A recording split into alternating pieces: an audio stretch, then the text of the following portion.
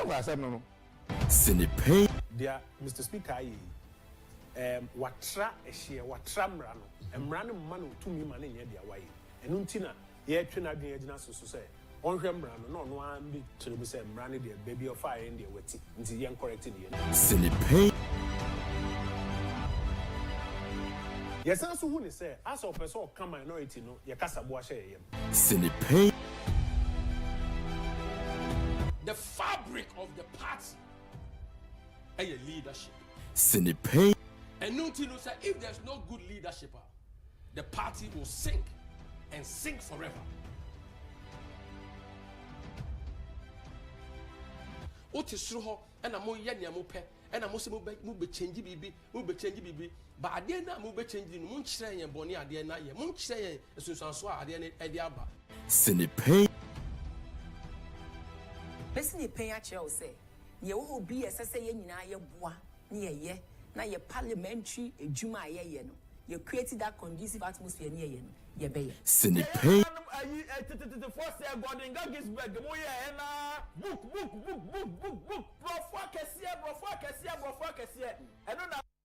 I'm not worried. Once is the truth. Me na nwena mo di obia should be rest assured. Mona said make an Agyapong. The truth will always set me free. Sinipe. We can vote people in and out. Personalities, okay? But my dear, what we need to do in this country is to establish a situation where even if it was the devil who should come and sit on top of us in Ghana, by virtue of certain procedures, certain practices, the devil cannot get away with doing whatever he wants. He would necessarily have to do what the people expect of him. Sinipe. So what they are doing, some of us will not keep quiet. Some of us will not allow you to destroy this party. Sinipe.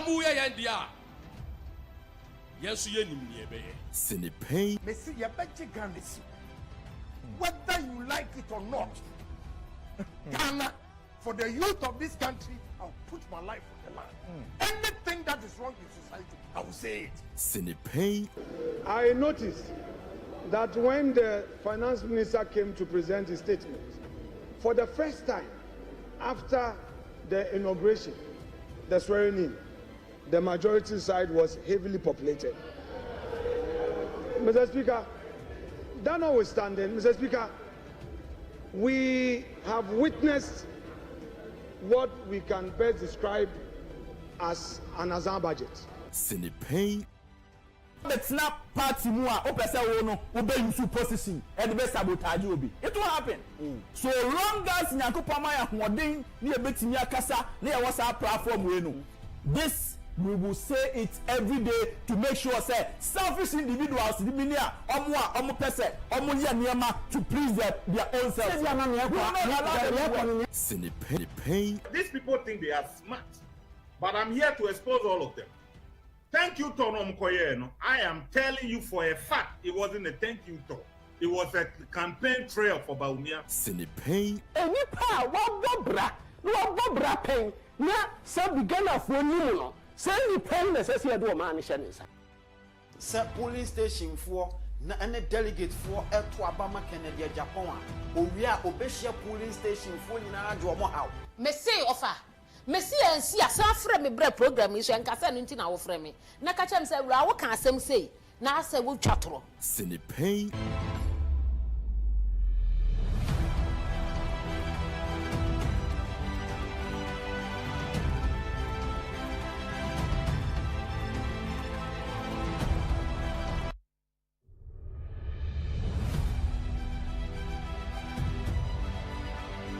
This is the party. As a second of one who said, coach you what they were holding, be a woman who be making sure you bring the party back to power. Sinipe. It's a symbol how work no year where back on your sheep, but open one. Sinipe. IGP Fufra, but the master me di me Jaimonda. We send us still. Me babo school ne ubi akade. Uma mi ko chitu. I mean chitu. Me kwa bontia Ghana for catch them so be pay ko catch on grow for say Mumfa Kennedy Agyapong brother e beto abama o better radio so na me ka mo se mo suspend me what be that Sinipe. I am communicating. Job na mo de ma me say communication director. Ya call election you lose. And a Ghana for communicating to deputy communication director on your grassroots person. Almost a culture or party form. And I'm communicating. I am communicating. Am I not communicating? Sinipe. One of these cano. No. The same Ramayan. Never said no.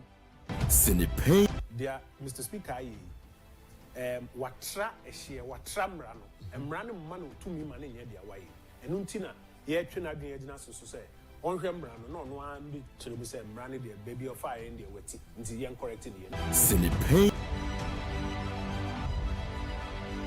yes so who ne say as a person come minority no ye kasa bo ahye ye Sinipe. The fabric of the party and your leadership. Sinipe. And Nuntino said, if there's no good leadership, the party will sink and sink forever.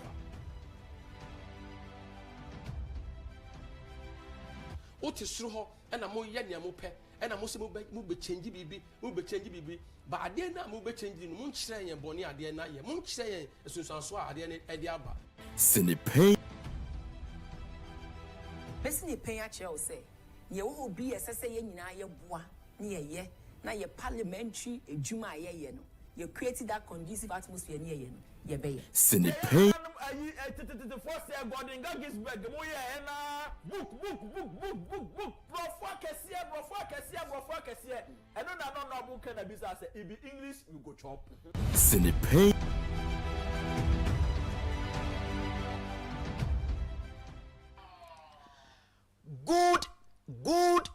Good afternoon. Raise to the power 30,000.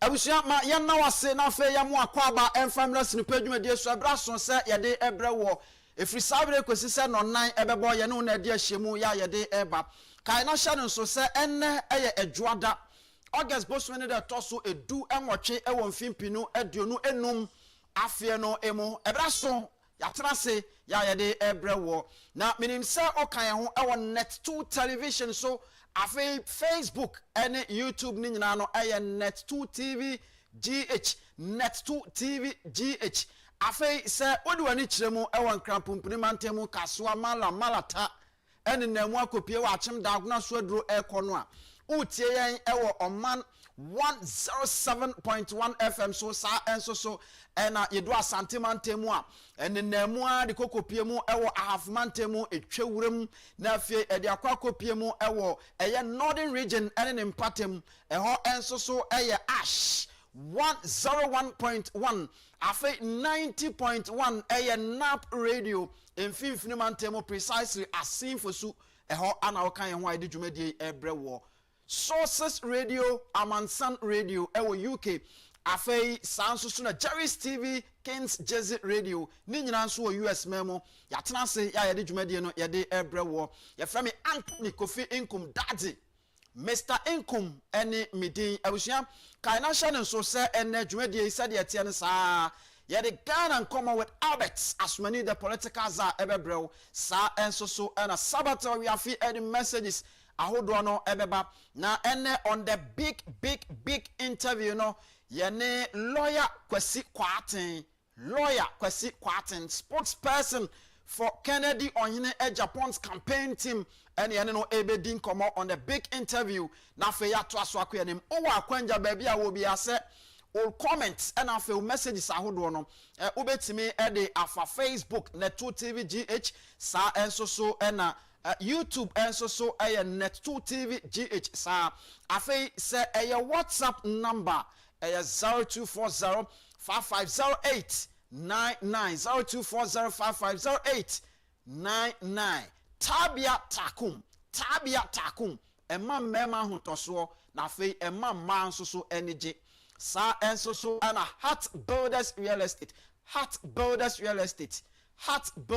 Estate amaye fie papa ene asase pa ya yetena so abusua ma ye nane ye ho na fe ye mpiki bibi out of the lions mentality ye to aso na ye de amanse no pei ye kana senia etie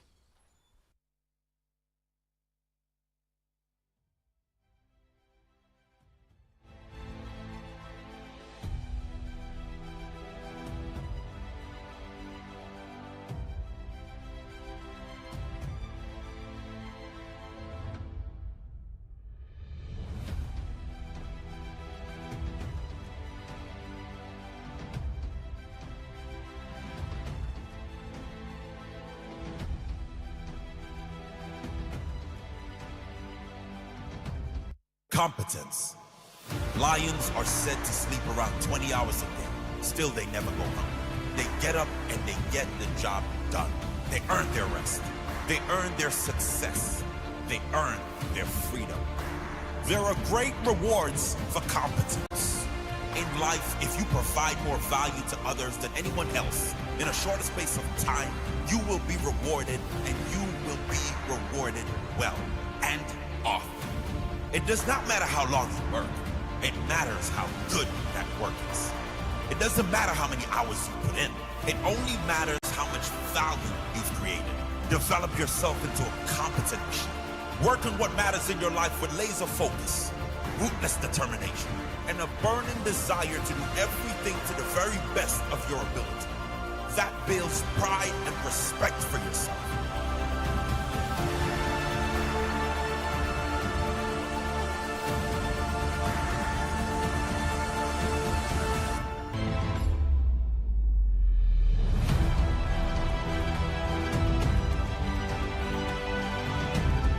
Competence.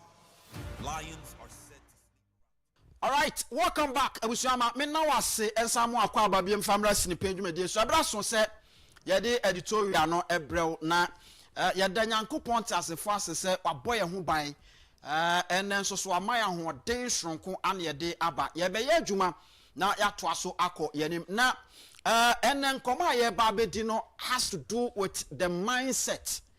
Talking about mindset no, ye were fixed mindset and ye were that is growth mindset and so na nimi no we just want to know the difference between the two. Now for ya to aso akọ because most of the time ya na amount for I can say as o man baby ye gina o man nko nanim o man enyini chese ama Ghana for de bia na ya na ye hu me etete na it is about time esesi ehunu enipa ya ye to aba ede ema wo mo because some of them o madwene no ye nim senia etie and me sure say before say be we sa exercise we no me no me enu nyina no we are going to know the difference between enipa ye to aba ede ma wo mo na producers mon fanto so ema me yenko we are starting from the fixed mindset. Fixed mindset no se broni ka se bibi eye fixed da na che se ye de we no ahye ho se de ye hye ho no saa nete we ye ne den kra ono de eye saa che se de abeye bia no saa no no obeye. So join me here na ye ntoa so na fe ye nko ye nim. So se ye ka se obi kuta eye fixed mindset what exactly any person ye kire. Now, say, you can so be with a fixed mindset. You could see over there, or say, avoid challenges. Avoid challenges. Not just say, or you'll be a and near maybe to say, me person, my boss on term now for your queen, or you'll be a or no, or how be bapet no a dodgy, or say problem be bapet no a dodgy, on young conform almost solve problems. Exactly, son or some kind of devalues effort, or a nipa, not really say. No matter what challenges na ewo ho no ne effort bi obe make bia no will never do anything. Sana fixed mind people no omadwen no etie now fierce failure san konfo no so ye nipa bi a wo mo ya ade a mostly ya no mo suro se ade ya ye ansha na ye faili inti se ansha ne ye be faili de a se de etie no ye nya ne saa na saa no wo mo de ekro afei ignores feedback.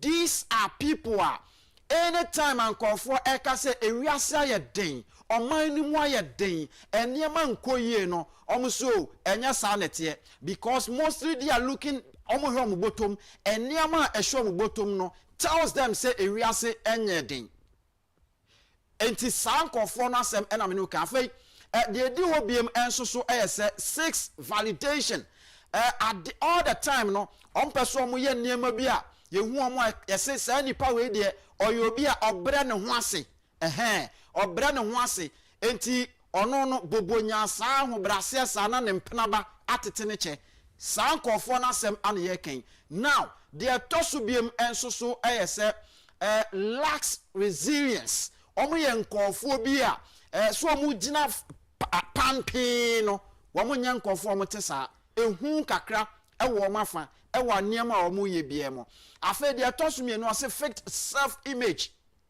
de biara no ɔpɛsɛ ne ho te bibiam no ɔpɛsɛ ne ho te eti sɛ mfomsoɔ ba a ɔbɛhwɛ no na ɔpɛ nipa bi ɛde akɔhyɛ no you see now producers mumra studio ne nkasa afei sɛ wone saa nkɔfoɔ wei edi nkɔmɔ a ana when you meet such people ana sɛ wonya nkɔfoɔ bi say as your leaders are this ɔmo nipa no ɛno nie and all the time no sɛ me no mienu nyina betimi ahwe nyame anim ne aka no kora these are the kind of people I to aba edema wo because all the time anytime we be no womo se ye bia obeka omkase yama employment a obekwa akohwe no either say omafo bi ewo soldier yafo bi ewo immigration yafo bi ewo customs yafo bi abaya dwuma na ewo ho na no enoamu enomu di ma trantwie so omo fa nkofo ede omu hyem enti se ho ne ye ma enoa eno no and these are the kind of people that we are talking about now. My answer the other mindset, which is the growth mindset, no. And no name command me person me jina so na me new edi. So bra, join me here on Facebook. Na yenhwe eno susu nia ewom. That is the growth mindset.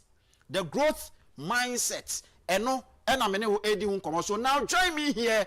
We have Kennedy on Agyapong attached to a growth mindset, no. And the reason why in here me dey no attach no I am sure say by the time I be exercise we no obetse mase na wahunu ba bia ye keka ko ene nea me pese wote ase now eno nso so ene da ho no o se embracing challenges. That is the growth mindset people. Embracing challenges, not just say or how eba omoji o how no etum or how ne ba omoji how no etum preko pese say na esi nan say enche ye bia no thank you to ye hunsa ne ba ye time anan kofo eblemi na nado dan kwa akufo-addo a waye na dwuma wi akoda no Kennedy on Agyapong right there was there o ka kire Ghana fo nyina se nia esi ye pamachew yes remo. These are the people, they embrace challenges and now after your mattress will make me build it upon. Now or say valuing effort. These are people anytime we are so the domain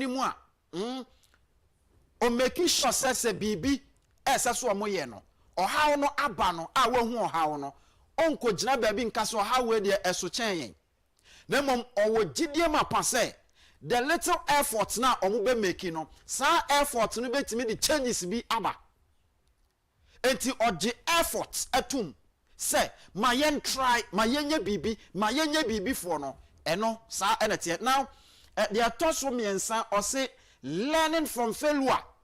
These are people all the time will be no yan fan says government and the policies back na say policies no anya adwuma anytime be they make sure say policies now no what were the challenges and what policies no those challenges no they will make sure say omubetimi identify now when they are able to identify those challenges now they make sure say omubeye bibi ewo ho and they make sure say nia womo ekwakoye no simple say the how be bakra na womo nsuro because womo say how ne ba they can still do something about it. Now, they are also a 9 say openness to feedback. Openness to feedback. How many times and a Kennedy or in Agyapong, entina TV so, entina radio so, even when the party our power. Krano, otimisha na bayanim kano kreche say, and never been ko ye wiase day. Ghana for ebre. Otimika Sansem no. He is the only person within the new patriotic party. Otimitra TV so radio so na Otimi catcher party for you say Mama Yansha grassroots for. And so this is the person because feedback are grassroots for Edebano. Obien in some na wetie na fe waye bibi ede afa. And that is exactly what we are talking about. Now, we are talking about a focus on development.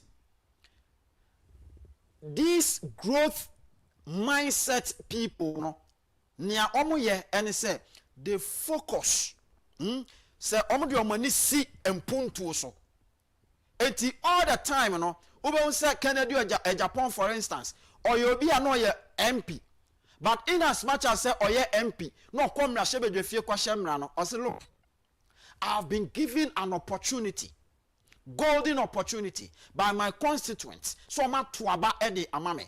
Ghana for embracing me to be a member of parliament in this country. Now, what else apart from Majuma me ye parliament no? E die bem na metimi aye. Eti ni focus ni nyina say. Now, let me also try as much as possible na mi mie bienjuma ema youth enye bi enye. Let me also try as much as possible. Now, me more youth, me tian for school fees, me fan for nsuya juma, and near ma a bed one for hospitals near the no. Let me also give it. I am Rashebe Jenny, na juma and say uncle parliament, non shemra, but still he was focused to make sure say Oba contribute to make Ghana a better place. And that is what we are talking. They are the same people Omo focus on development, and that is a growth mindset for you. Now, the also last one no famra na me last one nenko. Afa last one no eno na edaho e TV no so join me here na afa yen twaso na yenko yenim. O say okay, so join me here na yen twaso na afa yenko yenim. That is the growth mindset no. And no home come and ye and so last one I say accurate self insight.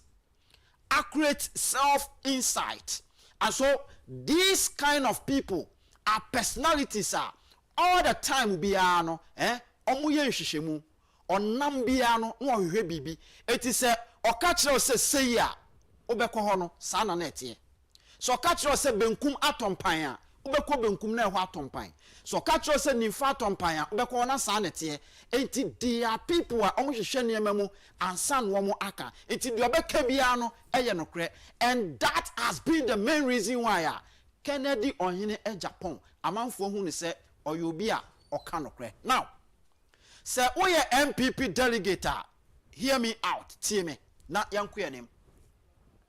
Look, the difference between Kennedy Ohene Agyapong and others is clear. The difference between Kennedy Ohene Agyapong and the others no is so clear.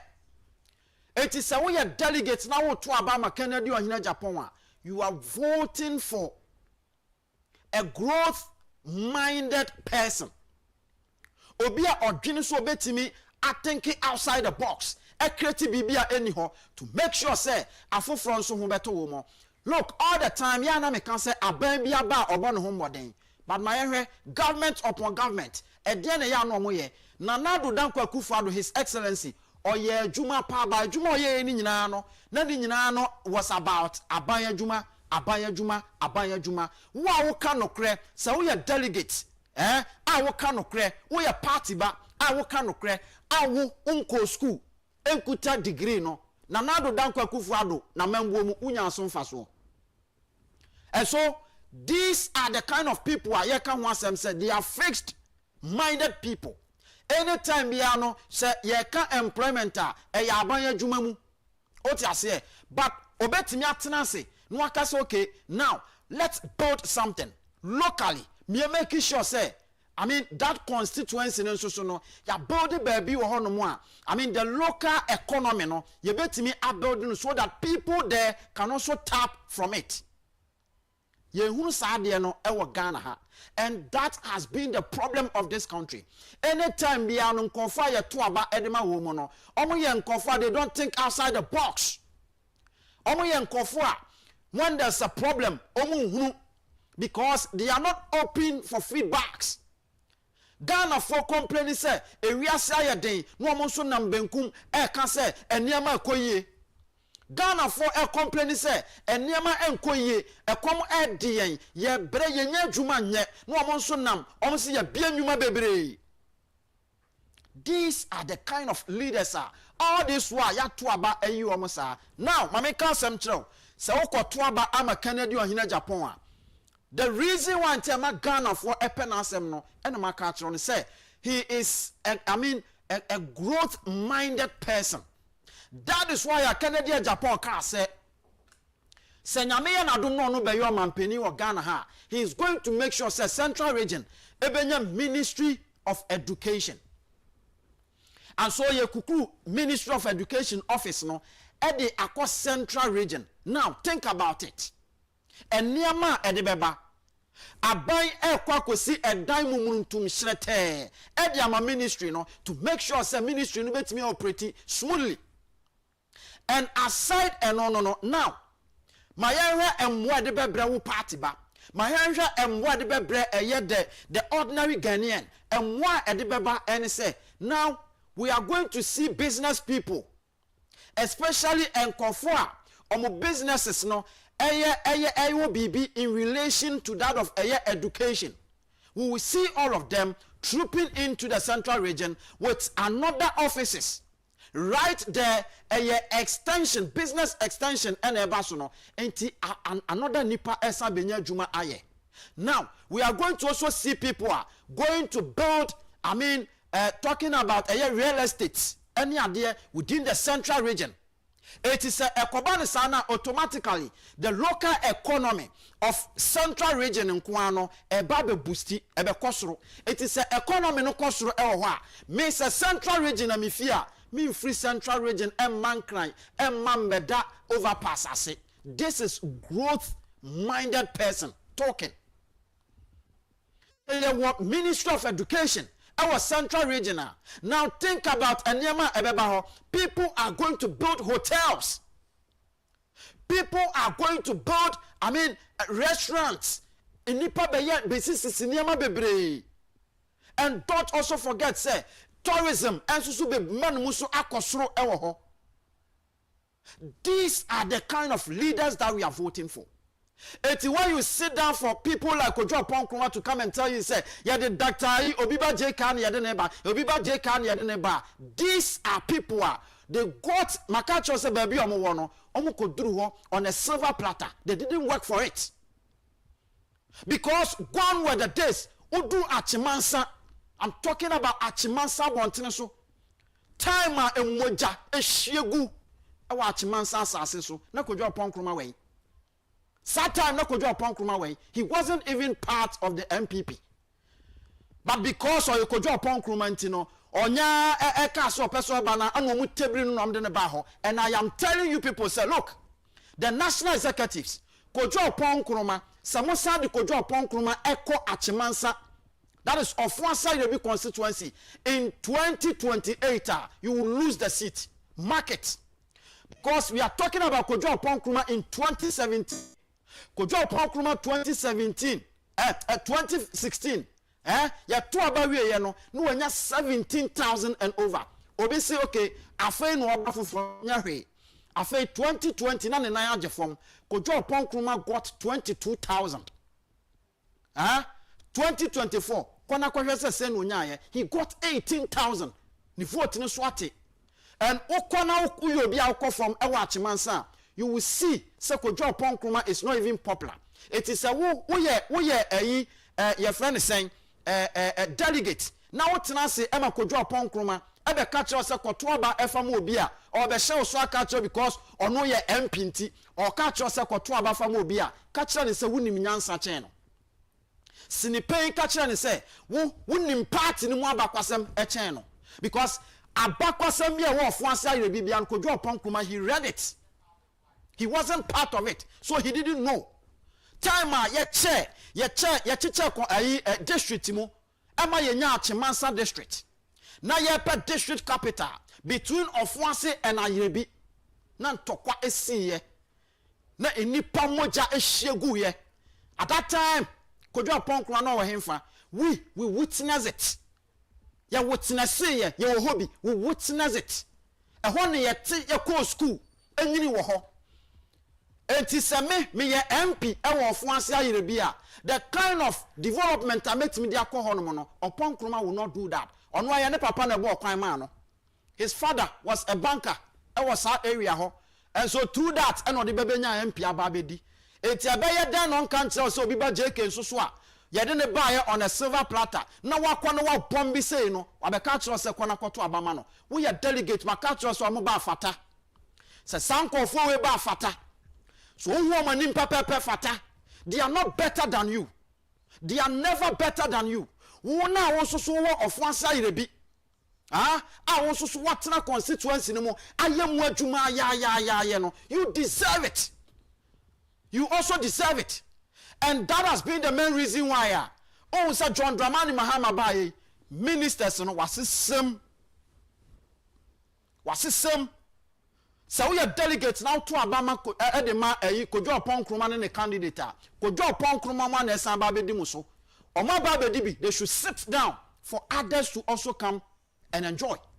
As I say omo aka so so because party ba enye nipa ba akopɛ na ye party adwuma eye nipa dodo na ye party adwuma eti baby a eduru no we are delegator ma wani mmere se wahunia ekoso me gina ha ka kire mo se mo yemfo buo bia emfa ma mo because ananua and your friend all the your friend is saying youth organizers so mo nkonko pick form emfa ma Dr. Baumia e wo bra ye tuom ka ye ma each person 30,000 ewie esama no iPhone ba ko edeka ho enne wo we coordinator no me pa cho de na ye de ama wo one say message and almost send them mo ye coordinators no they are sending you people message because someone will say you don't deserve money.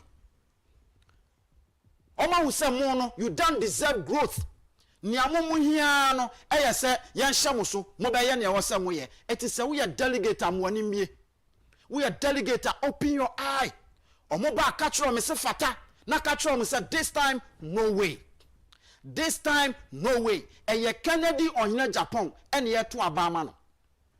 Because Kennedy on Agyapong, Ashishemra Niama Hudwa Odeba, day to day, may they all the ministries no person or splitting no, may the Baba culture ewaha. Accra aye chopped, but Oman Penny be a bar, still are and crying, and yet ha, and young Kobe be eti debi o man na ye twotwopo a o man asase aye soma go to ofuanse ayerebi na kohwe ko ofuanse ayerebi na kohwe niama ekoso eho when you go there you will see arable lands over there but omo ba ye no there no omo ye because they are not from there kojo Apong na not nkran ha so we say waben na oye popular aden na nka ne constituency mu no wan kwan ko gina won e won nkran ha anko be hu se noko eye what you say no kra na make kire no this time no way, say no way to them. Some of them they are young guys just that they've got an opportunity who delegates now what's na party no ya party adwuma abra campaign no na wo gbopata na nsuo ebo na wo namu na wo bre but edu wono mu a ne ya fo bi so won kran oye popular ntini emfa no mbra oba ofuanse ayerebi ombu ehokura ose ho ye kurase mo so bie ni radio station ko bie no achimoda okobie ni radio station woda owie no de achimansa din de atoso ya danko dadade. I am telling you we are delegates now achimansa ma wani mbre vote against such people. Omo ba mo chiro mo se wo wani ate echen wo mo na bibi ntia Kennedy Agyapong say bomode na to abama no no so mra no oba ofiti kan se yenhwe party mba enyenne. He has been consistent on the welfare of a party folks.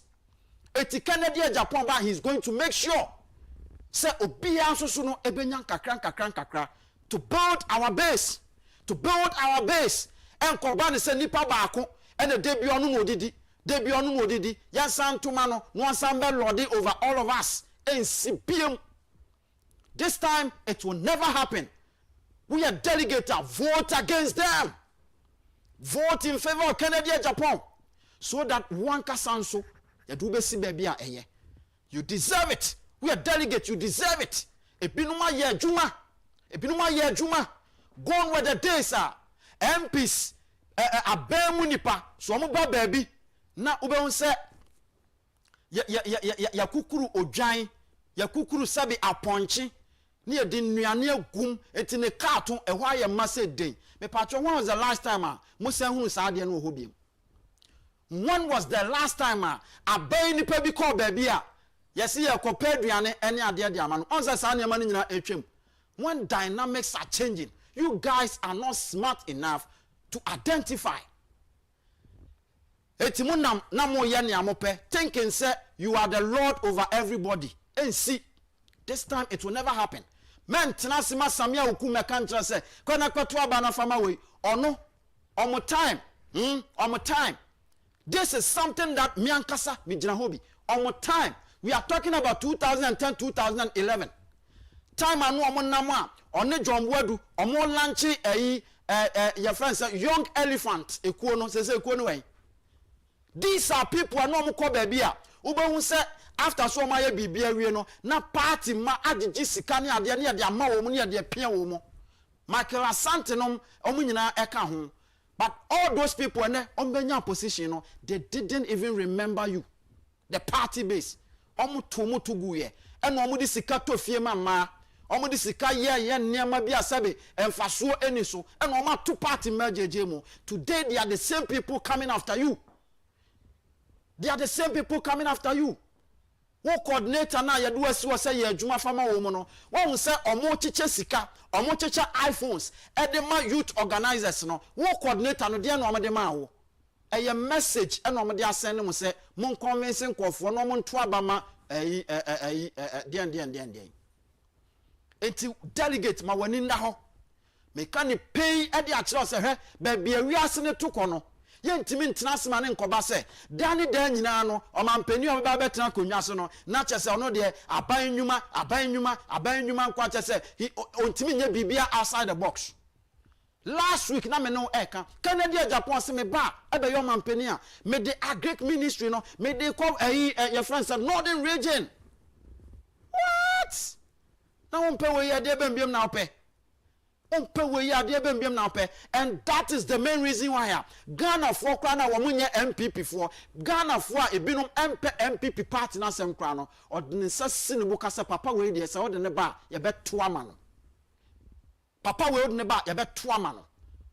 And then you see these small boys, these young boys are Omam mrewa party nimu anya bibia omanya mfaso twom e party no ho. They've almost grew financially. Omanya bibia part in the Omabe Janabe culture say, and a Canada Japan or Wakuma. Yes. And the reason why I Canada Japan Wakuma. Nanyama because of party anymore or sitting in the Ekano Sadiatiano. This is the reason. The reason they say, part in one say Canada Japan ko bebima. Ya sister bibi edi jano kwanda. In see that. Baby obeko biano he make sure say okospendi bibi elho emrebi Canada Japan MPP twene so beba no constituency abe kasama no de bentia because who say on Ghana for no he has a touch with Ghanaian youth and Ghana for in general. Eti obia person nya Canada Japan e won platform so e ma ne be kasama no and the reason is a Canada ba ho a ebeboa no na Canada ba ho asan be yi resources e de boa party no na me de mesika be hye party mu e ma party no wa wonfa hwehye mu na obetenam na wudi nsenhu no a na ma ye din na me hwew yesi ba bia wa japade wo no e ho na wakoma ewo ehwo na wakoma ewo these young guys no omunya hwe wo party no mu omumom na benya party no mfa so twom delegate men tena se emom control biem ebre ne so a 31st January eye Kennedy ohene Agyapong simple ye wie eno ano no ma memfa wonsia yankopon ya adom a ye besan to aso why ye fra me Mr. Nkum ma me na me homra me ba Albert Asomani tena se na ya de Ghana nkomo abro maka kire say lawyer Kwasi Kwarteng so nam kwan so ya oba on the big interview ya ne no be di enkomo. Keep your messages and then your comments coming. You be kind edi amonsan say sabato we afi aye krado e wa ha mame na me homra na afi ye nto aso emfa ma sini pay e kan senia etie.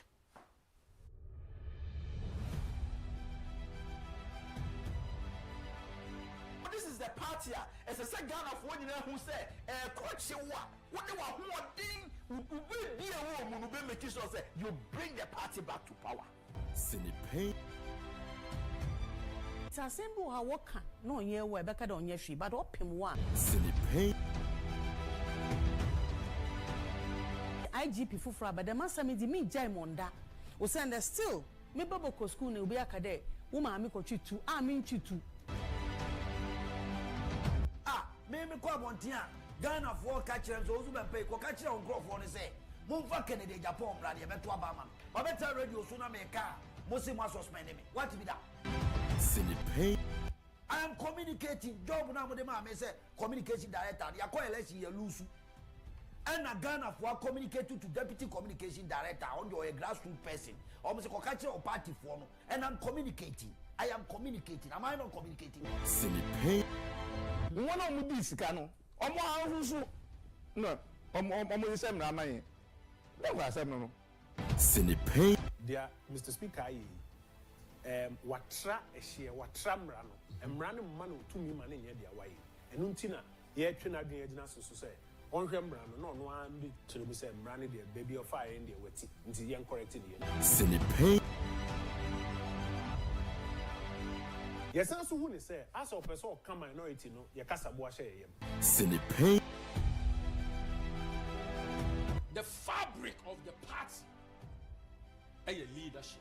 Sinipe And nothing to say if there's no good leadership, the party will sink and sink forever.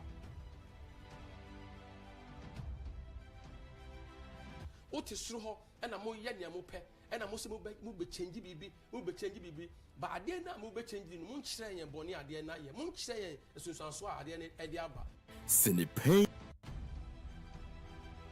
Person pay a chair say ye wo bi esese ye nyina ye boa na ye na ye parliamentary ejuma ye no ye create that conducive atmosphere na ye no ye be ye Sinipe the first year Gordon Gagisberg mo ye na book profwa kese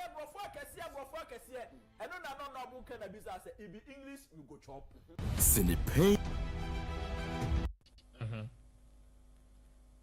ye kan ya kan de akwa kosisen ye kase yewura baumia oye hoho e wo party no mu a we should understand busa ho say yewura Mamudu Baumia his excellency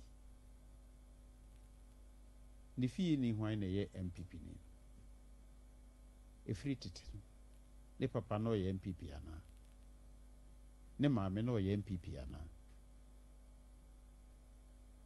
na yewura Mamudu Baumia breben na obeye MPP ni breben na obeje MPP card. We are not saying say ye makwan emma afoforo embem na mum ne wapoto ama na afida onchiri say odibom emma ne yeyi enne ya akwanya asan beto ho a ye kwa akopri. The atmosphere is very serene, so clean, devoid of all forms of intimidation. Nana don't carry not a Jubilee House. But we're not communication officer be Abba. Wo, yes, who Kennedy. Jubilee House say me cancer say Jubilee House of why or chief of staff within and our Bob Mr. President as of the time Ediana said then. And then because intimidation be any because Jubilee House wanted to Yura Mahama and it to Yura Mahama or ye NDC. Ghana ye president in the Namanyuku any NDC. Do bet me about the catch me say Jubilee House say Debbie. So the last time no send a near ye taking from them say intimidation and cost no crazy intimidation. No credit. Ne queen na yanyin echiye. Yanyin echiye. And a young woman wouldn't be brave and ye yo among yourself. Unu be betting at na classroom. Na obon homodin pa. Esan se wunim se wo mbo homodin tino. De bia usua nkakra. Betimi aba. Results no betimi aba. Na we be a when first class. Okay. No when your second and third class. And so one no be kwa adwuma mu no. Esan se onimu dintino. Or the third class and a second class lower na upper no. Ebetimi abe ye adwuma mana so ani asen wo de. Yeti hone ye ka na ye nua Kennedy Agyapong oko Oxford ontimi nkokasa ewo ho ontimi nkasa wo Cambridge na on kasa wo Harvard enom ne ade mesra meka na nano ewo mo sister station bi say Harvard, Cambridge ene na sefo no nyina ento aba wo Ghana Ghana for ene ye kwa akoto aba nti Harvard no bi be kwa Harvard na we die Harvard nipa ndo so ntimi nkasa wo hom India Prime Minister mesra meka enye brofo kroji sa ena oka Hindi omukasa no ena oka na so ye kan ya kan ono ena okasa na lawyer eye obi a former bro ahafo regional minister afei osansoso eye former Ghana's High Commissioner to India enti onimnia oka wa bema pa ono wa chechense mu no na sankomo imene obeta asomani na eba bedie na sede etie no ma memo modern na fei memo pani na kwaba na yento yenkomo so Albert Asumani the political czar ayo bi a wadi amanyosema chief tini nkwala brem waso party niama sa de ababedru sam pempenso yi waye party adwuma cha nkasa eti ono ne de yade ne ko ba bi mu a ose no fata enyo obi a ye pagya na free ba bia na yade no eba opani bibia boko de is that good boko na so me ma akwaba we ye sinipe salute political salute enti saba pepe ena eti esa ho ye de kan na bibia de yi unya bibia di ni kama udi di fine all right nyame adom se udi di amadidi enu anu se lawyer didi na se Kennedy didi na lawyer didi a ye akanyina peche ni amen eti saba pepe eti opani wo hwe video bi mempese meka ne tenten video ya wo hwe yi eni nkomo ya ewo mu se wo ka ho asem wa beka ne sei Mr. Nku medase na machia ahwefo ne atifo nyina Mr. Nkoma na ye papa lawyer asomachire me AD nkomo a ewo Ghana ha meka se eye nipa bebre na anim sembat akwaya amanyosem nti no dru ba bi ana nipa bi pese ye tutu anwea gu nipa ni na ye ka asem na ye sese obi ompa asem a osua wasakra na ochia ne pa because o hwe asem a lawyer kan ya e de asem na o kan ye hwe the new patriotic party any emu mema emu ma emu nipa from 1992 yeti party you know oma ye party ni mu adwuma abra party no ewo opposition abra party na wo power enwura ya nature party na ya bedru ba bi edri eye busua ana ya chechire ana abusua so dru ba bi a akonwa to ne ye ade hye no mo bedi so okwa na fofora ba enti abra akonwa to 1992 no ye de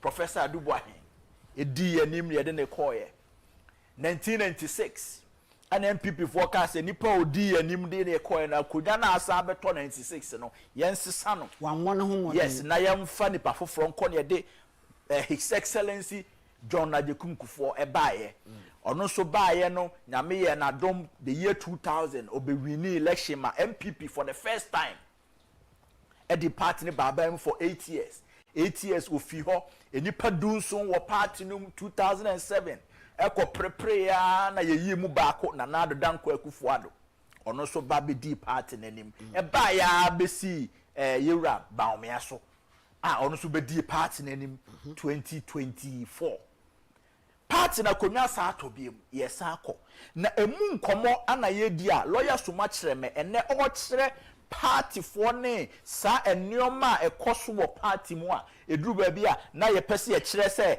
emi se womo a omo ti party ne ye party ne wadwuma prapra fie efin ne niema priority a wotwe apopo bibre nyina wo fie no ene ye se omo no nyina no de ase omo ya hoho bi na afei na ye ba be kire me na na ka be kire pusamu akese hwe yemfa honorable Keno hene Agyapong quoting lawyer asoma kire me no MPP party no oka ho and the twa party na fuma enti se ye card this year wo mu a or ye this year o MPP mu prekope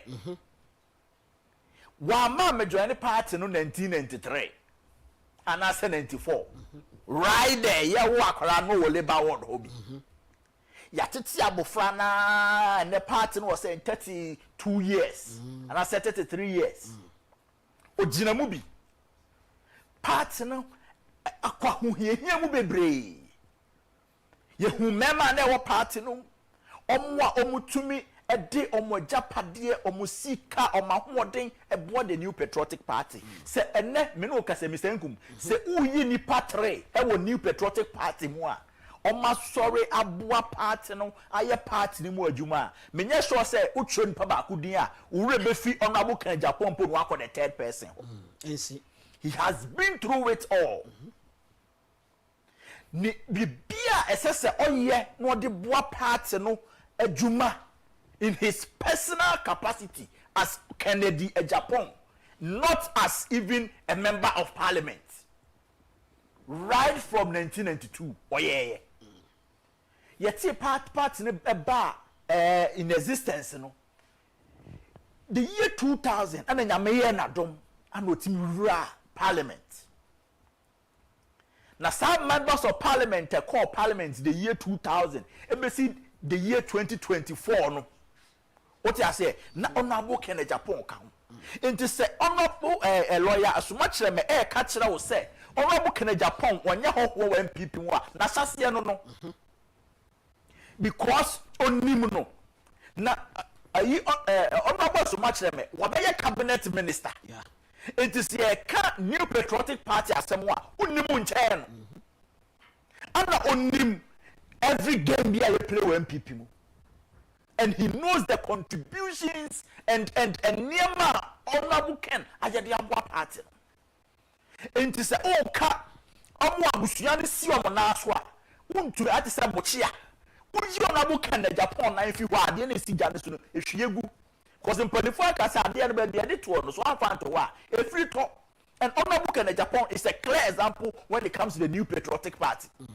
And I can tell you say a lot of members of parliament and now omo honorable Ken Agyapong ni pro data on a cha omo yega ministers wo Ghana ha omo honorable Ken Agyapong saso na omo baaye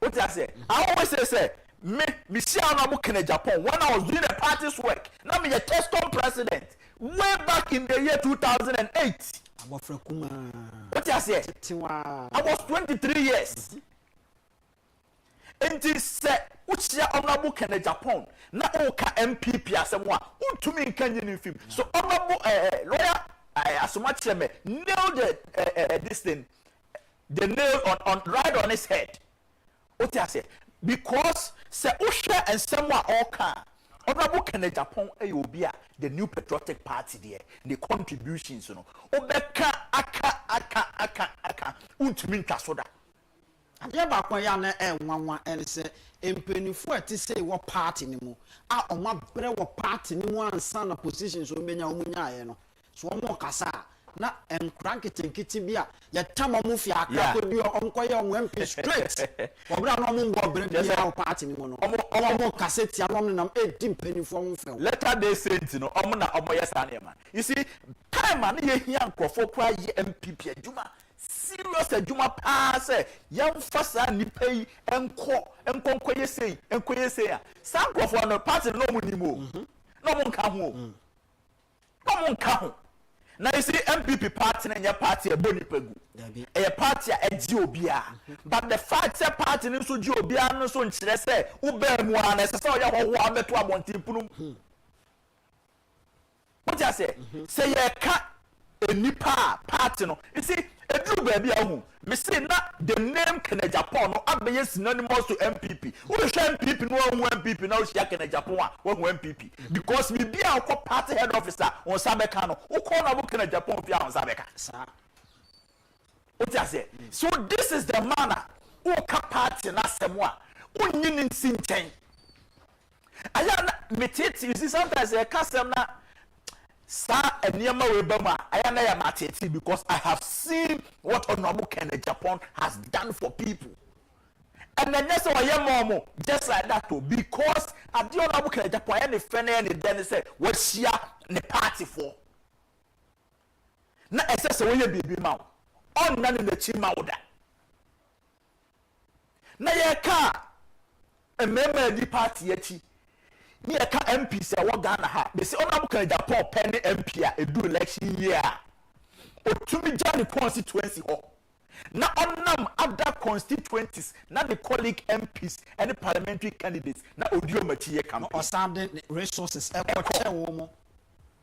make sure they become MPs. Give me one MP say MP way or no aside say what me organize the resources for the campaign for the constituency no or science say mu puduo e the call a command for say monje na mo fanye campaign ma mensan kona the next video no so ye ke no so na yensan emra dabi e kona ni adim ene abranim nti enei MPP amanyoku tumi no a ye pe na ye bekọ akọpẹ ne 2028 no ni fi ahye efiri ye fie na ye fie a edi free kọ no e wo se ye ho ye den ne ye ni ye den nti hu hia okandifo a o twa sano a na ne ye den nti wu nim se wo ne ahotoso bi se esimasi na edi kan a oye ohene Kennedy ohene Agyapong e na edi kan wagina brane du gina de chi a usu gina brane unsuro na ekoye gogwa ase a fine language apologetic enom ne ade a ni odi wachi no ono edwane enti na nananum sa nipa sa betwani no yemfa no nkọ se onkutwa bebio na mom ope new palm wine tapa a onim adwuma na ode nakọ new palm wine tapa na onim adwuma no one Kennedy ohene Agyapong wine tapa a onim adwuma na ode nakọ new palm wine tapa na onim adwuma no one Kennedy ohene Agyapong yeah I was say ye de nekro na wo hwe his traits, his contribution to this party onye hoho from 92 and 2008 and our party no. So he understands the party history. He will not corrupt the party history. He will not corrupt the party history. Ask me why. Is the party history corrupted as it stands? Party history, no. You saw during the campaign era, when His Excellency Alhaji Mahmoud Bawumia went to Chebi Ahimfie. In some of Kokan or corrupted history. No? He corrupted the history of the party. When we were talking about NLM no, and ye radankwa and a debaye. Ye ka UGCC dia, ye radankwa, and then a pamphlet and a day. Ekuno ebaye ye kan NLM dia ene ye otumfo ahemfi bafo akoto na bafo akoto chiame bafo akoto ene ne mpanyfo ka ho otumfo prempe omo na de NLM no baye and he changed it because we are hoping no matter when it comes to about. All right, so eno yera asoma kyereme na wasan kasa ne point o make baako ene se wonya bema kukudrofo a odi wanim no de wo ekọ a wo mo edi akire ebenya ahotoso afa de etoso mienu ose because Kennedy ohene Agyapong ka ho ne yakekere party no adefe party na yemu adwuma bepem nne a adokodoko de abamu no se onka party na bakwasem a onka enyira no eno ne niam mienu a wa build e wa ha Albert nsem ne nie Mr. Nkum enti lawyer asuma kyereme de na ma no guso America no e na wa ba betoa so kra to mu nkyene no enti the new patriotic party na ho no eye mema bi na building ye bedu ba bia bedri na party no so no emu history any said your party no adwuma ya ye any sweat and kofo sweat e dia bedu e na party no abeya akono a obi atimi fi ba bi ebe join no ebi any asema lawyer so much America no enti from 92 to town Honorable Agyapong fee parliament no why MPP na o make reference to say obi am join e clear o share from the year 2008 that was when Dr. Mahmoud Bawumia be MPP obi anka say onye MPP ni sese ya but eno so nkyere say o bara na say nyame ye wadom na ye jampeo e de obesi the number 2 position na eno che say omo wachi ni nyina no unim party ma boko some chere no won say na o make reference bi a chere say he been part in history kra no onim ko twache ya no you see MPP na wo ho no say uye mu adwuma na say wadwuma so ani na say enkrofo a wo party no no agi wutum a ese say ye reward you. Because I always tell you, say, President Gufo Kachire, a student politicians, and they say, politics is about recognition and reward. Say, you recognize what? You honorable Agyapong, because at that time, it was honorable Agyapong against the state. Because he was the engine. And until Obia person the campaign, yes, successful. Obia person gather momentum on the constituency na omo pe honorable Agyapong say obe join no even keep faith back pe na se nyame wadom na so honorable Agyapong e descend into your constituency na niam aten ne niam asesa constituency bia na emu enye aye say haye den no honorable Agyapong da niam adane na Albert unim cross time at 2008 na nado danko akufo-addo party J Dr. Bawumia tumu a essentially a done a didn't party man. They needed somebody who has the touch with the party base. It was Kennedy Agyapong. It was because at that time, not say honorable Agyapong accepting what you are nobody in MPP. Yeah. And I now go for the breaking some of MPP's members' hearts. The time of Piquet, Dr. Mahmoud Bawumia as a running mate. Because at that time, they didn't fly with me, Boniface Abubakar Sadiq, and what they saying. The obedi local government minister na something yes those Alima Mahama those were the people and now for a champion CM from your running mate yet and boom yakofa NDC ni eba mumuni Bawumia ni ba Mahmoud Bawumia and the other MPP running mate a whole party force no way ofi he obi he na ba ye that was the time honorable Agyapong e catch now say na no hearing to how to waive all the a part in the constitution requirement says say we even member for 5 years before you can even become a running mate. At that time you sweeping na aside and na jo 2 a.m. and a party card de ma Dr. Mahmoud Bawumia. What you say the suomwa na ahonhom nyina attending no e ho na ye party card the man Dr. Mahmoud Bawumia ahemrache 2 a.m. no nya MPP ni Dr. Mahmoud Bawumia obeto me MPP because after the time yeah running meeting I was a test conference president of a noble institution what you say enti ono ntimi meka nche ye mu bi kura say wo MPP chair na nka koto honorable Agyapong obo eno na honorable asoma kire me e ka no party no emema ye mu adwuma enti se ene se ye hia mema do makwa akono a you need somebody a ono wagina sa akono mu a na wo military na do mo kwa akon na wo bi o experience a akono wakobi a na wo military for wa betimi do mo tu guarantee ase we say hwan what you say blue water gas what you say we show no book in Agyapong eniama waya Debia Yakawofia said the year 2024 it was the weak nature of Dr. Mahmoud Bawumia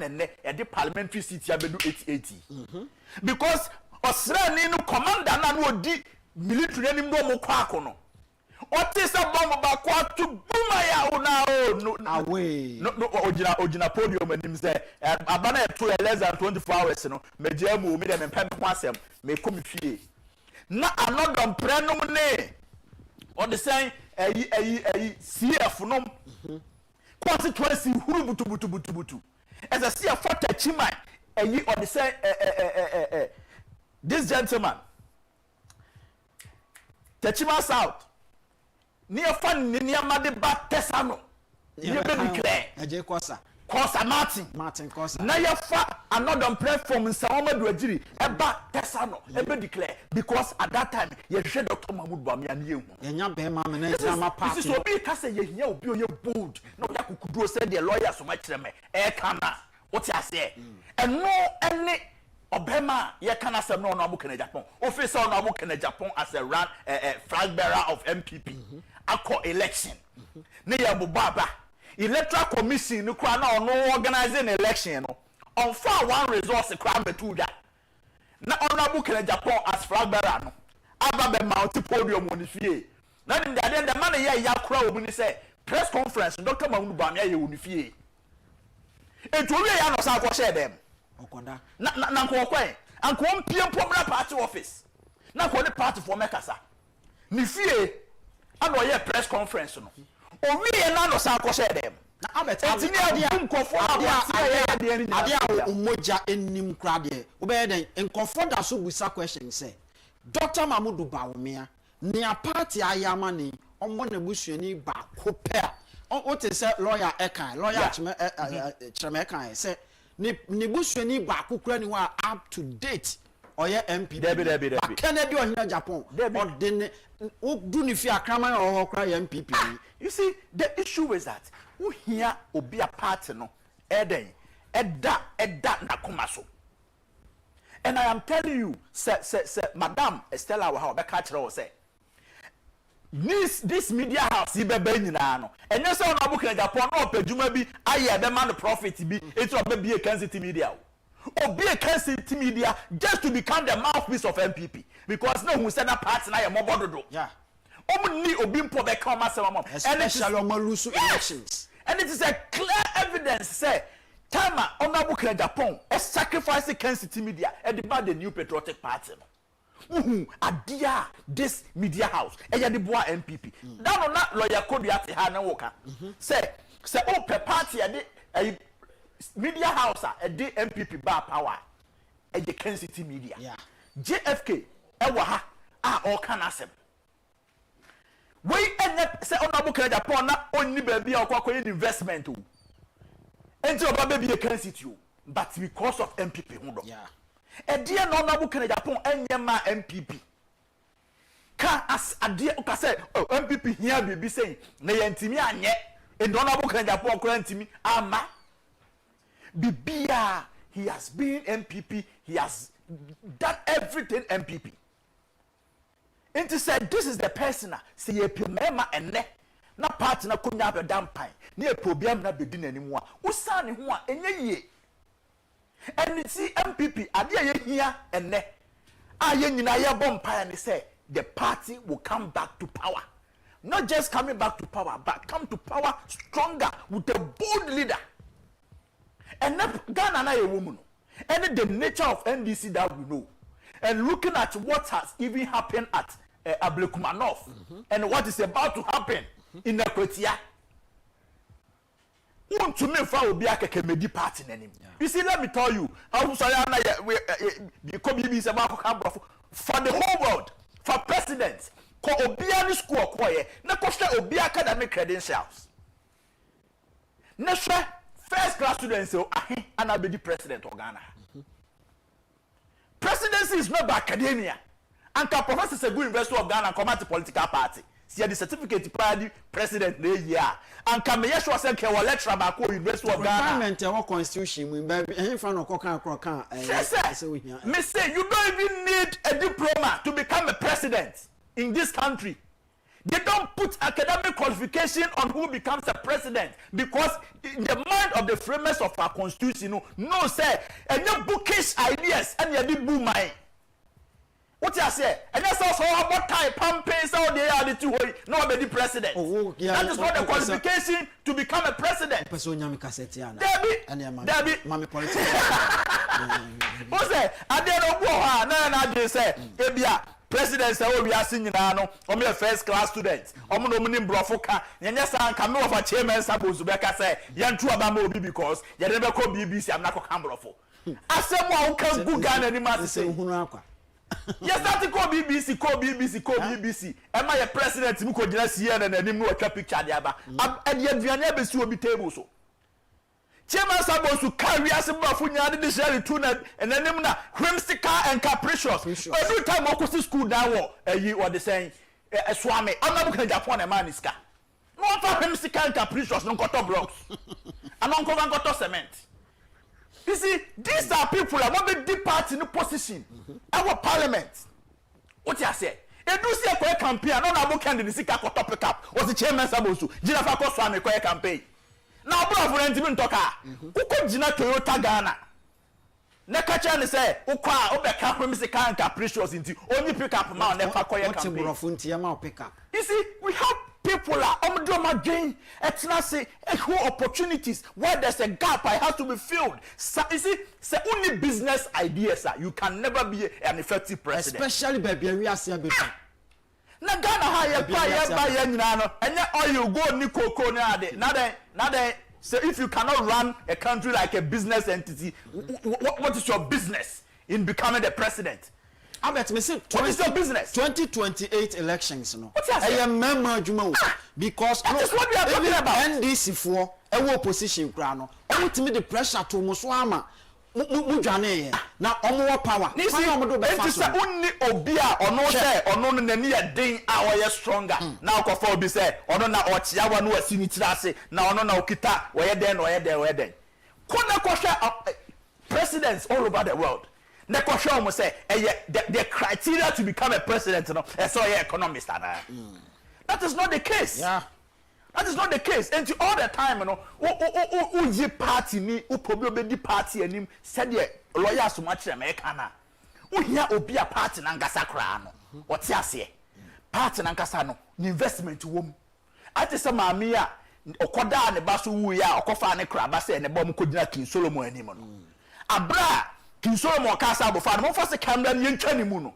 Mami na ye ne ba no nya tinkama ne ho se abofa ye kuna me ba ne akuni ntia na ohene jano wose ne ba banenfa and the clear case of mame na no gina wose munku abofra no munkuru no that is Dr. Bamud Bamia right there because senka wudi party anim the call election na say less than 24 hours at the end of the polls yakoto aba 7 December yapon nwumre nonum eba no pa Sunday non kro a obe fa podium asi sitting room anim abe concede we are not going them na mema gu abonte na yebo wom because party na kasa no investment in him and obe deep or the vice president no so no aboa no when you hotwom it is your position no 8 years or 12 years krana he doesn't care but on him how a etia party for ayen mabuna ya sacrifice ye moja di party na ti all the time.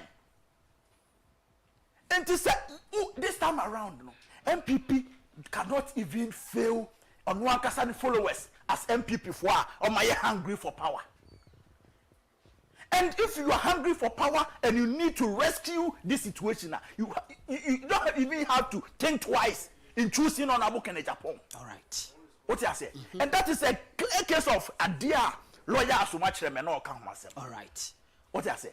Opening ma men na wase na memfa wensia yankopon ya adomo a echina ye besan so atoa so eti eno Albert Asumani the political czar ena me no edi enkomo na ebra so se ekopron kese so na fe edi enkomo talking about a big interview for the day Madika Kachro say ye ne lawyer Kwasi Kwarteng spokesperson for Ken's campaign ono ane no eba bedi enkomo ewa ha na Heart Builders Real Estate ena meni wodi ho enkomo Heart Builders Real Estate eye adwumaku a no kra ne se ode wo ho eboyen a yakwa sa asoroboa ode ho boyen a kotokro nka soroda enti se o pass ase amansu ne akire o pe efie complete house eno nso mansu bia ne akire babia wasum ebedwo babia ehonye entontom arena na ho beto no eye Heart Builders Real Estate eni ebetime de amawo ye wo ensase ne adan ewo ye wo bi ewo Shy Hills ye sanso obi oningo pram afei mo amopese mu bi enwuma mo amopese mu ti schools mo amopese mu si hospitals any hotels no Heart Builders Real Estate ne betime amwa asase a eno no ebebo apopapa ye area no nso so no correct nti abɛboa pa abusua pɛ yɛ kyerɛ kwan na afei yɛ no ɛni nkɔmmɔ yɛwɔ Ashaman yɛne ɛyɛ Kakito Divisional Police Station no ɛne di ɛhwɛni mu frɛ yɛn ne ɛni nkɔmmɔ ɛwɔ 0241 665200 0241665200 na wɔne Heart Builders Real Estate indi nkɔmmɔ afei meka kyerɛ sɛ tabia takum ɛyɛ aduro nwanwaso a ɛboa mɛma ɛma mɛma nya ahotɔsoɔ na mu anigye deɛ ɛma ɛna enya ɛno ɛyɛ aduro nwanwaso bi a me ne ɛkasa wie mmerɛ mu adwuma ama mɛma bɔ no ɛdɔso kyɛn ɔtwe nwi mepatwɔ baabi a ɛtɔn aduro biara no sɛ uduru hɔ abusa sɛ opɛ tabia takum onsa bɛka bi deɛ yan sɛ bɛma obɛta frɛ ne nkakra bedu anwummerɛ no na bibia ɛda din afei wo adwuma so ama bibia ayɛ kama afei sɛ opɛ sɛ wotu no dodoɔ na wotɔn so afrɛ yɛn na yɛnni nkɔmmɔ ɛwɔ 0243 686861 0243 686861 na wɔne tabia takum ɛni nkɔmmɔ ɛwɔ hɔ yɛfrɛ me Mr. Enkom sinipen dwumadie ɛne yɛde ɛbrɛ no ɛbrɛ so sɛ yɛkɔpono kɛseɛ so na afei big interview no yɛde ɛbrɛ wɔ na medikan aka kyerɛ sɛ lawyer Kwasi Kwarteng ɔno yɛ spokesperson kasamafoɔ ɛde ma Kennedy ɔhene Agyapong ne campaign team no watena se yɛ ne no ɛbɛdi nkɔmmɔ ɛwɔ fidua mu ha ma o messages ɛne o comment no fafa wokɔ YouTube a ɛyɛ Net2 TV GH the same thing on Facebook fafa ho na yɛnka ma wo afei WhatsApp messages no nso ɛmfa 0240550899 yɛnkan ɛmfa ɛma wo ɔpani maame mu akɔ aba bibia bɔkɔ deɛ menua pani Mr. Enkum yes sir so kɛseɛ paa oje me so won maba wa fidie zoi uso yi de matene nka wo saa kwachi paa na menso mate wo nka wo yes ense me mu odum kwa so ne ka no platform yi zo ene me da se ni akonya mefa na se kɛseɛ so ma me ya me director the general manager lawyer modate so ono sa ma akonya no ene wa na ofrem wo ze nya baako na am so like how the ofrem anopa o awie mu de so mu akwa bia de me ye bia o se bi jana me ye de meba na ye be cheche de ekom na nyina so esua de ofidie mi se kwache platform we so de so nkogwa timi da se ma akonya ba men so me da se papa na ye se uni mama mra won sa amamre ukọ room a senior room for your money man sa ha no your political salute eti mi die ni also wo de si ho no nti ofa na chese as a baptism no no ti I say no ya bo wasu nti ekwan mu da ho ya ye bebo adwuma na enen nkoma ye ba be di e wo fie ha no ye nyina ye nim se New Patriotic Party eye MPP amanyoko no after 2024 elections no no kreni na nipa bebre e wo party ni mu a ya pam wo mu ene ade na me no e kasei enra ene beto odwa se party no ama eye amnesty se wa ya pam wa free party ni mu no bra afei won so ya ugu party mra so ena ukoye enso no ye mu akwanya se won so bra na san komo we ye nim se before se eba no na yewura Kennedy ohene Agyapong edikan aka ho asem ansa na san komo no aba so enne eti yebedi hu komo afei the atosumienu enso so no has to do with a second chance amanfo eka so obi ba JK ba bia dru dia ya ton no obi a ya ton no more than 16 years mfa so obi ama so no afei no msusu se ya ton no nti yemfa no ensan fa no kobiem and that is second chance and nso yebehwe na yetimi edi enkomo afei the atosumiensa enso so no se yebehwe se why not me, why not Elikem, why not Albert asoni na mom Kennedy ohene Agyapong ene sese obetu franka edema New Patriotic Party ono ankasa wa hei eno nso so ye nkomo ayebedi na afei watimi edi abomode ayi ano edi amaye na ansa no meba no so no ma ye nkonkohwe video na ye mra time a yewura Kennedy ohene Agyapong eka asasem we ya enne no officially party no edi ababonten na afei ye ntoa enkomo so na ye mra 1980 a house that is divided against itself cannot stand. A kingdom that is divided against itself will fall.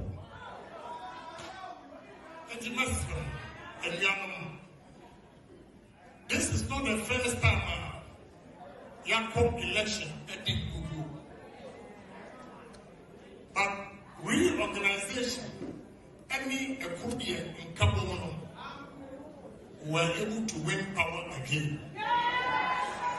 And media is say we support to win, say we support to win. Only a factor. Now, say a Korean member be a Muslim. And then the Tina, Akachina, Retina, and National Executives said, Oma amnesty from Afoko, Allah, to everybody that has been suspended. Oma amnesty. Yamfra Omra.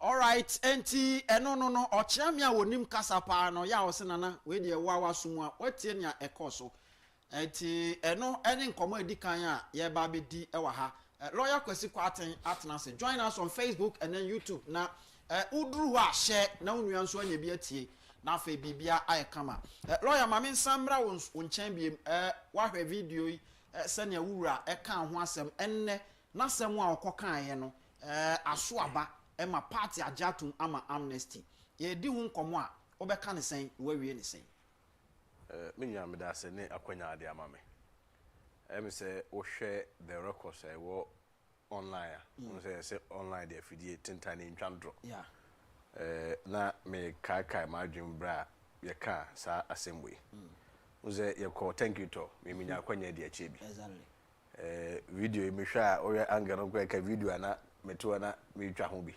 na mfama mu na ewura ho no ewura Kenya akwanya ye de ekasai mje mpenifo kakra ba ye no so kaya won mu ye se enko japati nyina na enko eche ko dani bibia ho but one of the first calls beyond amnesty ne kura nza na beba amnesty no ogina party na nemu e de dwato ama polling station executive say thank you to no pa de papa mu pa ka also mo ho ankasa ne ye de yekoye no e ade a before amnesty ne kura say ye twi nipa adwen ye de esiso the entire maker says a twi nipa adwen say ken de obi a nim say be bia ogina ene nipa ogina e ka o ma say ma o mo komo o mo abre bia ye form for no na nim ade ba ko so say hu say e form na 2 minutes o mo nsemu where your constitution cry they can't even know the party's constitution but the general constitution of the party of the country or say sovereignty resides in the people okay and wo hwa tumi ankasa de a party for no a form of man for na tumi ne de e yo no dia no no apone kakra ye de e de amaye and the tumi ne ekosre it is a o ka thank you to ho asem thank you to no ne fapem ye no mamiensa de edi kan o koda asese e to abaye de e ma wo ye nyina ye mum na nyame ase se ko ye sa nko ye ase da nya de enka nyangobo de na nka mo so ye to so mienu so na de dwa to abo mo party for ase mobile ma mo nyima anya de anye party for say ye kasa mo anya de mo antie party for say e bra na ye ko primaries no no ma bia na ye ko so na anya de na ensem fata ye kan mo anya de mo antie di adwobro pani matumi na ye de esiso ti ye de dwa to na ye de e ma mo na afi wasa asere for enkabom enya no kwa ahefo na kwanya se ofo nyom na do so but you can also at least reason with the party bia na mprempre na ekom na sika sem ho ye de edin kakra ti entimi nko constituency bia enti won mo ye no regional level the regional level no de ye koshia constituency executives no but it is important say kai tiefo nyina say ewura ken edidwatoa e ma say ka police station for no ke so mo ye de e wo ho ebi osukura no osa ka kire constituency executives ni say one more so wa homam na memra kakra enti obetimi adjoin ne yen na fe onso so watimi akansa nkomo ehuma ka kire say enkomo ya ye die ye be mo akwanya ama wonso so a utie yen ehwe yen no ebere so a ye bebie ahomanum ama wonso aba na fe odo de aba. But for the meantime, Bomodin said Ubetimi ako Facebook okwa Net2 TV GH. Afe udru anu wa share said the bear unyan so ebetimi enye bie na meka wo se utie yen e won na 2 TV so Facebook baby aye wo ho afei Oman FM so e won kran pumpuni mantemo e ho so ye nam so Ash FM e wo Asante mantemo e ho so ye nam so afei se dru infimfini mantemo Anap radio enso so pekene live Sources Radio Amansan Radio UK and afei Jerry's TV and then King's Jersey Radio ni nyina so US afa dwumede no live ya de ebrewo ezo lawyer na wanugu so ya o kasa se okọ base nyama na o se ekoso na mega se tumi no e ya se ofo ne dia won mu tumi ne ekosre mpanifo beka so mu na ye si ahene atu ahene won mu tumi no mapone kakra ya de amaye this all your flag bearer so your presidential candidate so your national executive officer regional executive officer constituency executive officer ni nyina free police station for na yede eba na hwem kura da katumi ne party for na ngasa de wo okay eso se yentimi mmie mu yenu nyanse se yenuru ba bi obi atimi che na adwi nti no ese party for na anyi police station for no enti ba bi atumi na nkasa wo de e ase wo for no ti me kai bra ye call ko beko constituency bi akoda obi ase na nim ye primaries ni wi na jump to the general elections national elections na se okodi yewura Dr. Baomiachi na party na yede ekabum we all about 100 constituencies. 100 constituencies, you know. All con one macro ma each constituency be over 100,000. With the team, Juba Oberfaha, with team, Mob Hotel, Mbeda, Mobesi, Motrediane, 100,000 the official money of the constituency be almost about 100 constituencies, I say. Dinano Mete, I don't want to mention him, as will be so Kwajisi Kefria, so be so Kwajisi Kefria. Sebi for some time now, Kwan Nipano, Nincomodi, then a Casa etie. Aso from penifo ko okrom hakran sebi wato mo ho ndie wura ken na sebi ebru oto no ho a mayoni de e fa na sebi ono de wo hu nti wabu na ni ayede eguso but just for the record so for 1592 kra ba be yifrim for 2024 within that space of bare 2 months na okọ round so no e call da ni pakra ase no eno mpokra lose elections eno mpokra no call no contribute say to the cumulative value na ya he no bi ka say sebi o yesi asemesi now bentia me home common in Besame de Beso Amana de Akwechi. But bottom line is that ye no okodi yura Dr. Baomiade a campaign de echi. Nti utim say ye team no kwenko phone bamuzo ye ente kan na the team bia de enka. Me traffic die so di dwatwa mo bia adwobro dwatwa. E brainim ye no ye kodi general election campaign de echi. Ye so dey nim say ka party the constitution ke say within 2 years ansana ye ho bo ayede abetwaba ye so na ya ba say another campaign ndi e ho no so ya na nti ase ayede aba now moving straight to the amnesty no okaya sa 26 of April na call Takrade Technical University no say no kure ne say menua say party need to me form party and also obu party mraso a na ne che say party no so timi ye de e form party ni because party yo edi pa na yo yeah I say sorry Sorry, said you it's not run by some group of angels. Nti normal ye wo adwuma mu ha bia achia na sinto na asa chema kakra bi wo ho no. Sorry so betima ye dey akoso ho. Nti so obi kura ba no criticize sorry said the mre bi na ewura kenta ha no criticize some people supposedly acting as men of God na. I don't just say against the church. But it only means that you accept the vulnerabilities and the weaknesses of the human beings now you're running the institution of the church. And this are Tisano and you just say nipa na against the church. And this are it is a party to me wrong nipa so beti my day a wrong party. If I'm a member of the party, na party to me catch some my idea and ancient cry. And the party no and she say well brother any situations be brother your collection say by a call from the presidency as well as your man we munikom we city minister album city Morris and Ghana there no yes city minister MP no yes say album ko anya dey well nti sa adena ma menase po bi dey eba e ma yaudi bi dey eba na so mpanifo say dey ho anya dey eni achiye ana fa ne afanka no nche say bonti so ni be dey me fa nko yase achia de mu impanifo say de sabe bo nyina ti kakra sa na ekoko na ye defe na etete no say wo hwe nkuku ekodi in the last election ya ehun behia say bo kwa so no ye de ebone ye de eche ho go kai se kwa de nyina ye de eche in dia video bi no make it circle but I'm happy the reason why I'm so happy is that from April to August that's May, June, July, August me wa never 4 months 4 months in impanifo no ye wo mo consultations ekọ dwen ho das we also dwen ho bebre no wono ma agya tum sampa owura no call no make here no is in the right direction no kure sabi wo to kwadu no ayede we in maker after Ken made the call him say the subsequent by 3 visits and Muse Ira Dr. Bamiaso make it call to support what Ken had already indicated or said. Yeah. And I'm penny for Kaka, Mantis Ira Patrick, one mamma so the Modia, so. And at least, for leadership is just mostly one person taking the step. Not ya can day. In the neck call my by ya and penny for Agyapong, they've granted amnesty. Me and Gaza, me and Zuzu be at for us. Amnesty, a book house, the patching in an say. I don't fool so in a day. Is another way of saying we've pardoned you. I say, Bia, Yachinipa Bay do an hour hagu a prison. So on Mobum Rasso, or maybe better or mine. Now, President Bisu, or more or her baby or more serve or more term on Nedruna. Your friend with temper justice with mercy, Meboa. Yeah. I say, Besepandi Kuna Habai. Now, the Nansam, Doko, or the Fed and Kakakasa was okay. Baby or my Edru, I am from one in your day, and Chalmo. In the supreme interest and in the spirit of revival and the spirit of unity, and for be our own phones on your day, and channel. Nothing Samra as or mine back when you back. That's what has happened. Until the echo in said, you be on phone side day. Now, Ohamokata and so a 3 categories of people. Say what kind of year? 1 year, 1 month, you suspend one more. So, you see, a suspended what? Uti miss this, a suspension in a declared null for the year ago. And if there is also any disciplinary action, see, I will be as some penny for any man, penny for a fair council, and also no, the channel. And they are very for feature, no, the your membership, no lose membership. So, I know the only member bill.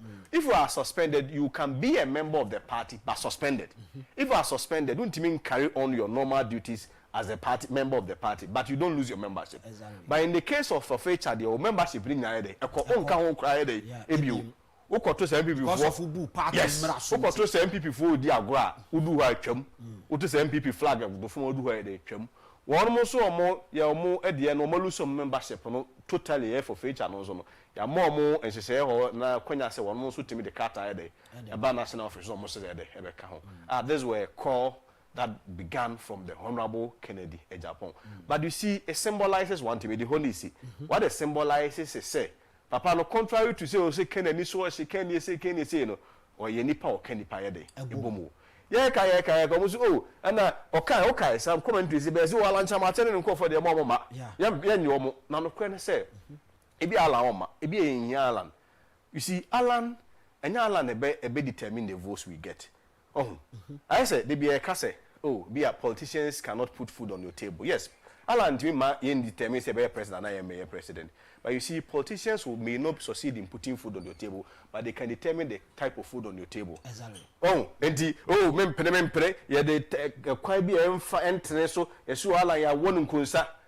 Your constructive way of beating the Apamonko for. One can't say what Pamon about near, I saw no about them. One can't say on pen. Oh, Massa, near or no, the other would be Massa, if you are to if you are to edit, was it any Fredinam, then you are Pamono edit. Oh, yes, sir, kind of so I nipa, by dream by nipa, you who are dear, the echo soon, nipeti me the iridi. One month or 2 miles, but also continue the amount. And on now would you vote, then num 6.7 million, about 4.8 is a song quite national average, and so 30%. Open it in you. Me projecting national votes, so 30%. Okay, maybe they say even the southern part minus the northern part of the country, or they compare to 2020 votes, your votes so 33%. What they call the northern parts now, Dr. Baumia Ufria, what they compare to President Akufo-Addo in 2020. And I use 2020 to be fair to everyone. No matter going there. 2016 votes also. Exactly. But after so I say 4 years, you know, the member form, the before the offer on the ground. When say, when they compare 2020 votes to 2025, even in the north, President Akufo-Addo no aim free the northern part of the country, no. Nippon no free northern part of the country, no. Or no vote 16% compared to what President Akufo-Addo had. Wonderful. 16%. What about the southern part? So the other 11 regions, so the vote should take 33%. Now after the national decline, so vote should take 30%. There more figures in there. And the baby what do baby a party regional. I don't know. Oh, yeah, I was so, and can an MPP they catch for party? I catch it for me, bro, more voting right. You're after 92.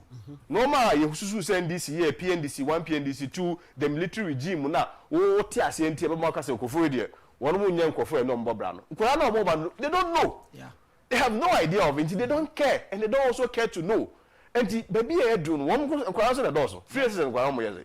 Woman, a quantity. As I'm make a deal, woman, a quantity. Close to 5 million. So you need somebody who resonates with them. We need somebody who identifies with them. We need somebody who can say, Choboya. That person have the trust, the credibility. So be because, yay, and the other day, young cop.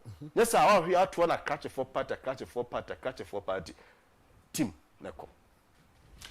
Eti mene lawyer Kwasi Kwarteng ene yedi enkomo but lawyer ade ba ko nso so a eno nso honorable Ken ye ya me su se e wose wo hwe se I don't know say honorable Ken no oya ye political prophet anase edian ya because thank you to namu eno san so ka se party ni woni pa bi ho no mu akame say oma ye adwuma e wo enya experience. But Sankofo no omuwia na akomagu nchen ebi te say MP or everywhere now party ni take decision on kan ho biem onye delegate ye ka eye former minister ono nso so enka ho onye delegate afei so bi ye bia former chairman constituency chairman bi ana ono nso so ewie ne term a eno ano no onye delegate biem honorable Ken ka say Sankofo we no omu nyina ye hia dom ene ye de aye ade yemfo omu nyina amra party age omu nso so atomu a yede sankofo no so ede aba uwura wo na nenam onam wanani no ya oye ne den ya nyema bi etesa no credit say Ken a man of the people enti ne sem bebre o kan ye na adwen no de e ka so no ano ebosem ka so no ana to no abo ne bosem no ye de o ka o tie form feedback the feedback we leader one of the greatest trademark of every great leader is also to take feedback into consideration. Now they account udumedie ne wadwen po bi a wo ye de wo yo nti enam yi utie ngofo so mo de kan ba e be de e beto ngofo say delegate system and was one of the contributing factors so no so ye de e high no two ways about it baby a wo ye de ugine bia mama one class girl example go ahead mama bi wo mi amekro mo do me so ne din e friend sister bla or coordinator e friend abno boy ye hu ye kra no ye hu se do before no hu se ne baba akoko police me boa abno boy sa abra kwa mismo ministry of education no me ya kwanya e de to casual almost staff ibi e wo orema ono aduane ye de e wo ho ye se ba akoso mi se ye nkofo ye bi abai mum fo isi ba akoso de baba akoso ko immigration me boa ifi ba akono uzo wa benefit me ensa directly so and this obi so tenchen no ye party ni onye coordinator onye delegate e de no hwe obey ono so bia no so pay akwanya ibi so nkotwa 20,000 na 30,000 interesting living party for ko no eye polling station for no so di brain so na wani nya din bebre kwa ya ban twem wanya hwe ewu in the party for ya dey e wo ho but you see the true beauty and meaning of democracy is giving opportunity to everybody bi mla dodo na anya dey emra emetubi be brain anche o madwen no munyi nipa o mo ye dey eni o manim obi a che na adwana muzampa ke mmemi ke bia momone dey isi so that is the true principles of the MPP. We are a party of democracy. We are a party that believes in equal participation across all levels. So the Ken ono can e was anti say because the party near day buy into what the party na day ase so the Ken adwen party na me come videos Ken adwen cry dia ka card bearer member bia anya dey enche na adwen o sinipe oh yes e ka Kennedy Agyapong kwa adwen kwa dia ka card bearer member of the party bi anya dey intimate adwen enche na adwen wo ya dey so yesaji tum say party ni nhihye mu no in terms of our logistics framework, in terms of our preparation, in terms of our funding, the resources that we have to do such mobilization. Party na ho den yade indruho nti eno no be na gradual the boni we frɛ no limited ebia expansion ndeza kakra ebretu bra no na de bi ka ho Ken is a smart guy do you know any say yeah kwa the proposal the coin now we are looking at 20 per polling station so until mo bia ntu bia the 20 per polling station. Okay. In 20 and when we go voice top to bottom January idea 21 and say the empe kwa bi so enya ade a nkofo and participate. And you see that is where his common sense approach of solving issues comes in. I'm at one particular example. Ken is a member of parliament, right? 92 and what party na. None this is what parliament. And this is what parliament say 6 good terms, 24 good years. The cumulative offense say from 92 till now that's what party no ebra. Obi say papa Kwadwo Mpiani no money ade. Omo bobra, omo bob parliament President Akufo-Addo no money ade. And you want to look into my face and tell me say somebody like in the Agyapong bra party ka party name po ono nya member of parliament usubo. Okay, tell me say free parliament onye eligible to participate in the decision making of the party. Party better. Party better. And in such a case, Obia DC, one no Nkofata district nima for be on DC and MC for 8 good years. Yes. One after the Anyama Nkofaya Eddie. Oh, catch him says, I need Pacono, you better try if I went to me because only DC you. I say, what to be that? So Ken exploited an alternative and smart way. Says Uncle Fuin. All the past leadership, past constituency executives, past regional executives, past national executives, past MMDCs, past members of parliament, and then penny form, ministers, past ministers, bring all of them together. Let them have a voice and say and participate in the decision making that we are doing. William, the advantage is that when they make their voices heard, no be at all one can. No one say, you know, chair na drain so you fire, and no better acquire campaign. Yes. And also so come. Okay, who we now go better. Now, Papa, the union. Huh? Oh, and now Papa, the union. Oh, by him, nearby you, who's about Papa? Well, main camp. Now, about Papa, who in my head, about baby, when did you head?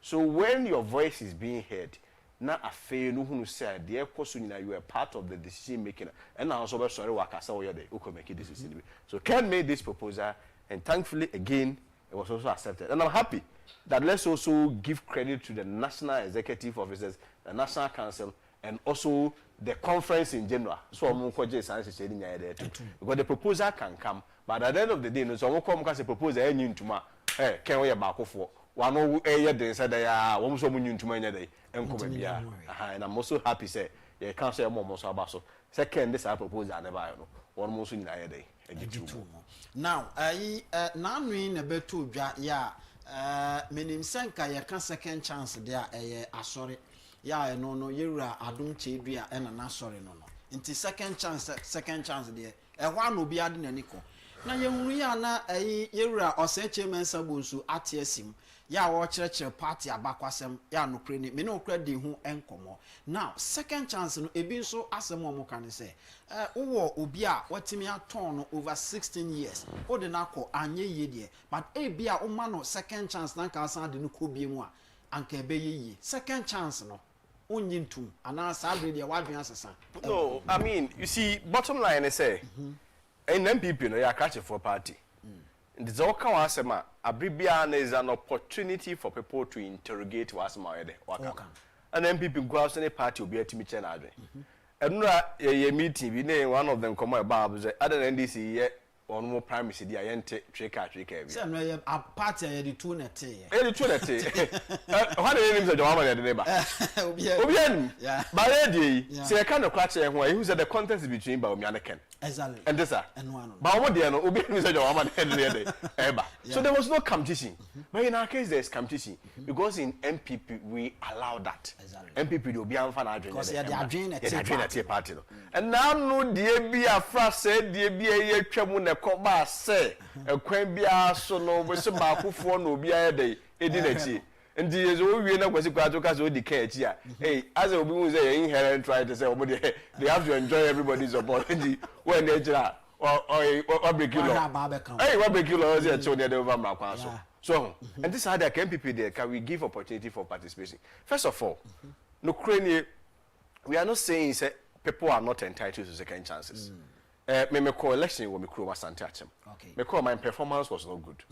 I don't think it would be fair for anybody to say because me call my performance was not good, we should not be unfair to Dr. Baumia. No, nobody's saying that. I remember when I went to the north, and Obika say, is it because Dr. Baumia not 19 and motivation? And I'm saying, no, you're not nobody pay. And even check the history of our elections here to general election. Indeed, look at his performance. 84.2% of the votes came from the southern part of the country. Okay. Do you hear that even that typically, unfortunately, even at the northern part, he rather reduced in vote by 16% compared to 2020 votes. Wow. And at the best southern part, and also it was also very dangerous. Southern part, general performance compared to akufo-addo 2020, will reduce you by 33% votes. And the general votes difference also reduce you by 30%. 30%. And what is the performance in this? Now let's even move the conversation beyond the figures and go to history. I mean for history in guide. In MPP, opinion ID card ne share enya akwanya e more core prime minister obedi on mind and the general election. Ne friend Professor Dubois. Omo de cover party near day e buy. Professor Dubois, the first ever presidential race. These are the factors that were affecting him. Brennan transitioning from the military regime. Okay. Rollins, yes, what Chimamia Brebu Bonechi, yes, we one of you know, Democrats in Republicans is no. Now, question the foreign powers in the press a day. And so, just in Yemian, enjoy the end, Amanda Beto, but the crime for we need the and in this case, despite that suppressive and hostile environment, Professor Dubois hit me poorly 1.2 million votes. Till 1.2 million votes. At the time, the percentage was 30.29%. And our Rollins in 58.4. I mean, but stress on the opponent side. But history. Now, vote difference and then what President Rollins and the Professor Dubois in 1992 was 1.1 million. Okay. The votes difference between President Rollins and President Professor Dubois was 1.1 million votes in 1992. It was more to be on 96. Na party for no say prof 1.2 million votes difference 1.2 na wonya no na votes difference na move what to so 1.1 1.1 dey yenhwe ye dwen ho na president Kufuor e de performance ye campaign so ba obetima ye ayade na o mkoto aba president Kufuor na so wa na kofa party buy but enya de kofa party buy dey asem enya professor asem we need power because you see your professors may be good with the ideas, but no matter how nice and lucrative the ideas are, if you don't have power, the ideas will be obsolete and so be another. So, and then the president go for by President Kufuor Koyano, also a Koyano 2.83 million votes, representing 39.67%. In Dusha, President Kufuor the over Professor Dubois he votes from 30% the coin 39%. It was about 9% na de aka ho. It was 9% the can ho. Ono kwani votes difference President Rollins the 18 years 1.2 million. So the first one Dubois 1.1, President Kufuor 1.2. Even though no votes difference in terms of the percentage no the be there. I appreciate it. In the graph now in MPP near graph no na ekosro afa fi 30 or the 39 tie dru be ha ye hwe ya akufo-addo so be into president Kufuor nya 39 no den obi a wafa free from e de kosro no o ka chen se o man nya de enkobio na mpanifo se amfo na ye de e che na nto aso ko papa no abo modern afa o to ano so obi abehun ze ene ye de ne kwanimu ente sa ana the president Kufuor ko na second time no ye de o ko win in the 2000 ye de ye ba power no no be 7 8 years we 7 8 is the good thing they said na president Akufo-Addo nya kwanya as a one amamum. But you see context is very important. The highest officer na president Akufo-Addo nya kwanya as a president Akufo administration was the minister of state or the two ministers. Okay, but who as attorney general and foreign affairs. Yes, no am a vice president that. And this was in a space of what 8 years. Pacho emphasis should be on this. This was in a space of the 8 years. Foreign affairs is not a ministry of my project. Because Sabra nya black one na abese na black one na reduce standard no nya black one na abese na ukra medium ukra onya dey o ma diplomacy language nya kwanya kan ba o de bi adanam.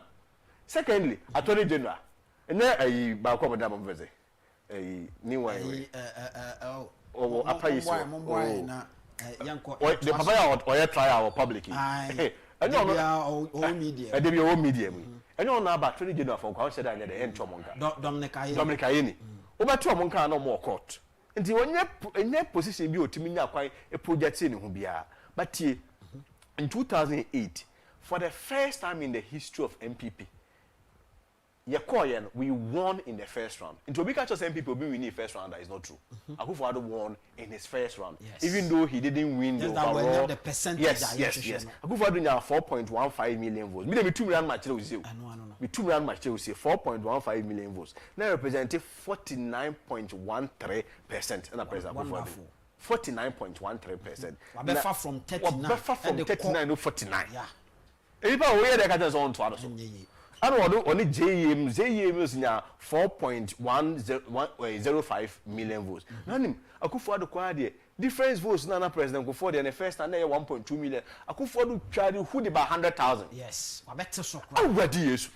Votes difference was 100,000 votes until say we call second round now okolusu was a time 23,000 votes or yeah okolusu. The president akufo-addo kwa de no they above from 1.2 million to 100,000. The expected president Dr. Bawumia so am 400,000 no kra amfa bi ante so ani kwan so man ye even especially wo hwe baby a obenya baby obedi ni positions obedi die na wo de no kra to nchen ya sa abre no na media no enye bebre se ende kra na wo kasa ekọ baby a ene wo kasa eduru Ghana baby ma men kasa mo nchiro omo se o ye time media na party ni hwan in 2008 na party ni hwan ye zizi we are CBC near friend global economic recession Google 2008 oko America mo economy kura dey crash certain governments all over the world lost one more time kura dey friends say factories and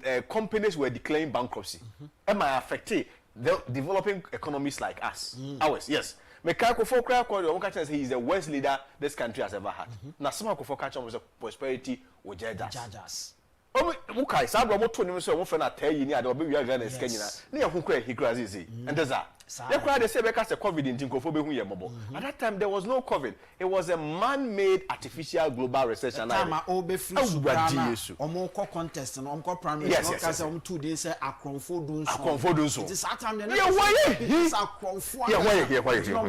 why but when even in spite of that, the President Akufo-Addo was able to put this performance 49.13 from 39 to 49. Now back to 2024 with President former Vice President Dr. Bawumia. Dr. Bawumia ba no expect say kono because of the history of ascension the trend no kono so betim dia dey akosoro. Oba no contrary to what we all expected no. President Akufo-Addo votes na newo 6.7 million. One over obenya 4.65%. Into obete 49.13%, no so about 41.61%. When you dey nationally, it shows that nationally Dr. Bawumia eti Akufo-Addo votes no nyina na performance no by 30%. What about the southern regions so by 33%. Even in terms of north of rather compared to 2020 or so by a whooping 16%. And we share votes difference now. The votes difference was 1.67 million votes difference. And to run it up, you are looking about 1.7 million votes difference. Now let's compare. Let's just small mathematics. Professor Dubois here, the gap was what 1.1. President Akufo, the gap was what 1.2. In the case of Akufo-Addo rather gave the gap of 100,000 because Akufo-Addo will lead them. So how come say it drew the other about 1.67%? So which means that if you draw the graph, it's rather up, down. Opportunity rather they up, down. Now, as I'm been able to say, Madam, my graph no ato so that and somewhere I can obi because one more no ebi epe data pa enti ye hwe data no afi ye hunu sania etie eti na chese wo hwe ba bia up down do you know about me obi ade ebi ka ho no ono drop percentage points of 7.52% in Akufo-Addo's first coming 7.52%. Now they compare 2020 crowd here in 20 also the first coming was 2016 exactly. What they compare to 2020 crowd here or drop what they compare 6.7 million to 4.6 million or drop around 30%. What they compare to 2020 in the northern parts of the Ghana Dr. Bawumia area or drop about 16%. What they compare to the 11 southern regions or drop about 33%. How do you see it in Draws? How do you say that? I know that. Let me say, me mama graph we need say omo ya common project tibia so that we start explaining. Any of them we can start explaining. Me pamcho monfa enti eno na edaso no join us here. We are mama ni kan fa we. Onso bra na behwe bi na afi yenko yenim enti baabi a wo bi a join yen na onso bra na behwe bi. Enti we wo hwe a big data na comparative decline in MPP presidential votes 2020 versus 2024. Exactly. The 2020 akufo-addo's worst performance because 2016 his performance was good. Okay. But 2020 no can say na Mahama lead by 1 million votes by hotel so yeah they about 500,000. 500,000. Tina ye better. 2020 we northern regions na. Northern regions akufo-addo nya 904,880 votes. Dr. Baumia test over ono free not to know. Ono test over 759,108. So what is who from 900,000 to 700,000? That's about 16% decline. Yeah. More mass among calculate 16%. Mama found quite the southern regions, no. Southern regions, no. 5 northern regions ni free wa. And number I see a two about man here. Akufo-Addo nya 5,825,707. Dr. Baumia the bar 3 million. As my can who nya go ni pay you. Na afekwa national say and you hear southern part and so and also the vote so 33%, every vote so 33%. Na afekwa the national calculations national no so no o share 6.7 e buy ya downward trend to 4.6 and also so 30%. But my next graph no so graph e be miensa my next one for next one MIA we are national figure no yes the percentage drops today vote decline 2024 2020 yes the vote decline no 16.1 in the northern regions now baby we free na can say ko be cause no so start say by 16.1 do we go focus about no munya dey empe and how what you second chance second chance if you come so e be here the atem and the atem no where data where facts and figures where data southern regions no so no edasubio southern no so no hwe southern no mo southern kwa votes kura wunya in 84.2% for southern region yes still compared to akufo-addo o drop by 33.1% and nationally o drop by 30.8%. Asa akana last graph e boa. Last graph bo mo fa mame. Graph no emra. Mo fa last graph. Ene da ho no. But yini wa hana me hu na hanso. My ehwe wa. Correct. Eti no na eda ho no. Enti o hwe we na the northern regions no. And eswate a e show no. So okay, very well. Enti o hwe the cumulative value na. And ho no. Unti akufo-addo dey represent blue no and Dr. Baumia 2024 represent offend say gold color no into they share 5 southern regions no na national na northern regions no into in all you could see clearly say performance near there and how do you say yanto aso in a party since our history no obi enya more votes no obi a predecessor no of free baby na here dey no the cost into here na the bar for man oh dear the entrance who come make so the factors that affected him no eno ebia eno de those factors no enyo ono ntina pa ya tutia ono ba ya tutia party no 2008 and 20 party oh who come say Kenya Japan did the attempt akufo-addo ye tuma akufo-addo na Kenya Japan no dey attempt just that time no nkasa oh you see no man affect ye no ho no kre no man affect ye ni bebre you may look at a lot of perspective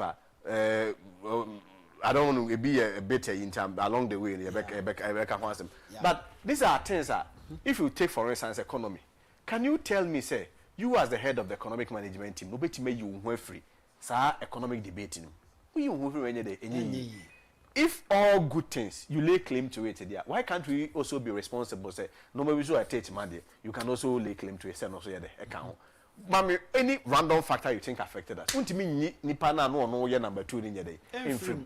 Esa that will amount to throwing akufo-addo under the carpet. E bit say okogina takrade a oka say okai say by time ye ba beto aba few days to elections na ya to fu omo ya mo na mane.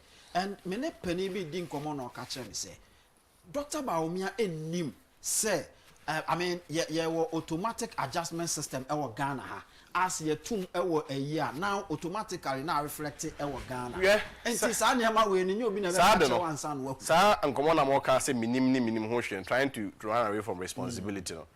That problem mo dey am say start with Takrade. It didn't start from Takrade. But we have not been bold to talk about it is the UPSA lecture. One more year lecture almost the bold solutions. That was where the problem started from. You see, that lecture sought to make Baumia own the good things in the party, but normal any biano. Yes. But you see, when you do that, it also shows that then party now you know maybe any day. It's say Becca say we are levy, may ye through her, we may ye through her, we may ye through betting tax, may ye through her when he buy a minimum, we are two petrol minimum. Let's also look at another alternative. Of course, said Dr. Penny, maintain change the one. But let's also look at a different form of communication. Mr. Nkunu catch us. Oh, sa normal working no ampa the said the any yaudi kakra de aba. But the beer COVID see about seven what the Ghana Education Service alone about 350,000 teachers. On me a for bear afe. You cheer mokas will be a jumada. I will be a tiffy for bear affair. Will be uncle Jumas Chianica. For insure a chain free. For hospitals a chain for Kanya. Until they won't check a cry a day. A bray. Name we are singing now. Until I'm pat once more cancer on Chaban. Betting tax ye live in the Aban and Pamidu to Missa on Chai de Abba. Nemum, I take responsibility for it as a leader. Misaji tu musu say, Massima Mokano said a chudo, Menemo Yadri. Nemum, se no, and se any de buy, a swire de owl, a so about for so, say no shed the economic trajectory, and no my de FFA, and no may into Yanko Pompa, the next subsequent year, more trouble mammy a day, a best year. We are sure Sagana Fontazi. I simple. Kagana Fontazi. I do baby club with us, say me, yes, I do my way, okay, President Kofo. What's President Kofo share boss or Bob base or Oba, you know, Ghana for. Say, who teach that a different forms of Wago Pramania Day. Eso, Timo Fine. That's how Ghanaians are. They just want to see you to be honest, to respect them, to understand their feelings, and then you appeal to them and they talk to you. That's how we say. But I say, oh, you live with the okra can omantia, omunyini. Menkaho, no munyade, omunyini. Assembly na no. So I mean, in ending with a second chance conversation, one thing you also have to note, and they say, 2020 is going to be tough for 2028 is going to be tough for us. Let me give you a scenario and if we day in 2020, President Mahama called elections with President Akufo-Addo. So okay, no Trelly President Akufo-Addo with 500 no Trelly Akufo-Addo with 1 million votes difference. Because 2016 Akufo-Addo share with 1 million votes. Yes. President Mahama called elections, Adia President Mahama, you will less in a power. By easy a man in the space of 72 hours to declare. It was on election 1 year, they will lose one call winning. Hey, you can be assessing me also more comfortable lead. No lead with 148 seats, members of parliament seats. And yeah, 148. There's one year press conference. Anybody was up 1 year about 137. Yes. Now for 1 million, what chemu to 500,000. Experience on day. No. I don't sit here to praise him because he was protecting his people, making sure that is a trademark of every great leader. That in spite of one casa, you also look at other people, and that is how trees are. Because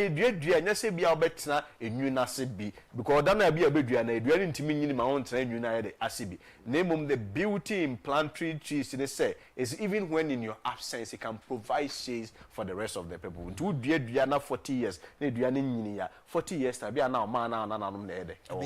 was President Mahama's foresight. To Jinemua selection, 148, and that's the hallmark of a warrior. Now, compared to 2024 years, in 2024, the EC had given a space of 72 hours. Under less than 24 hours, we had made an early concession. Of course, people have argued, say, yes, I said the bay, assume Jebe, ever moment. 92 busy, and to me 24 hours, I'll be out of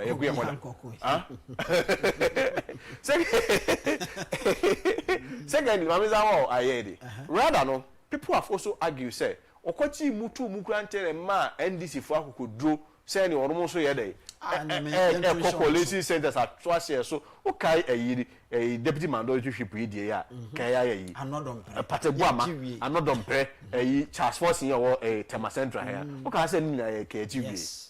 Oh, what I say now compare, we were 137 from 137 to 88.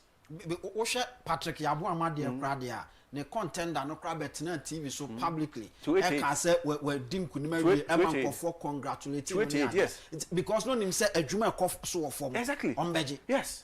So you see, so if you tell me say, oh, you did that for the for the peace of the country. People may not believe. People may think, say, oh, if it's all here just to look good. Said the baby because all the OG some year day, a tomb or because one day some Jay and I sadly day, a could be. People may also think that, but what was the repercussion on the party, on the general party, offense as a corporate entity? What was the impact on us? And then we are having 88 in the whole out of 276 constituencies. Sadly, out of 276 constituencies, we in the presidential election we lost in 199 constituencies. 199 constituencies. Say there are 6 regions in Ghana, you have only 4 parliamentary reps. There are 4 regions, MPP doesn't have any parliamentary rep. What are you talking about? What are we talking about? 4 regions, we don't have 1 parliamentary rep. Okay, I say, well, what's your rep for him? Huh? What are you rep for him? I say, now, what I say? And just some make cano a summer dupa. What I say? When we go for such a performance, how do you then say, Sani Pakwa any day, Yantuan? And that time will be at a time of time. But we are only saying, say, if it is about power, dear, if for the amount for the day, if one now reguma or more Cassian fan. All right, so on that note, no, yeah, Baho, na Yababi Disa and Comono and so, one him said, opening me frame, and I said, walk at Germany said, a young can your noble can bear, young can your noble can bear, and in Jania canon, I'm saying, her penity. Media brel settle. And as I could dear now, media brel settle. No. Say, my quack son, on me this similar one, and the brel says Santo. It was some catcher of the reason why in tea. First one, I'm a debuy. Any quan say, and no auto. No more second one, me de ebano. It's no credit. Yebeka data no. We just say it as it is. You are now for Yakonia Aka. Now, ma mini kind and Sambra who be na yen set. Now, we are weighing no. Kennedy or Hine Agyapong. Dear and the man we are so convinced, say, Kennedy or Hine Agyapong, obeti me aba be ye party no. Every this data abysmal performance, obeti me aba be pager ediako nenim ewoso. And why Kennedy Agyapong for 2028? You see, 2028 is not even about the political parties.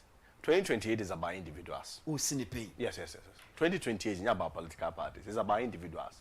And Ghanaians are just looking at trust and credibility and the remarkable track record of the individuals coming on board. 2028, this is presenting a new face. It is constitutionally bad. It's simple. They won't come. Want me, baby. And man who can so the oba. And I'm not sure so a person will boom right there. So, Bibia said, who needs our quenyane. And the predominant faces are and look at how even the NDC has been strategic.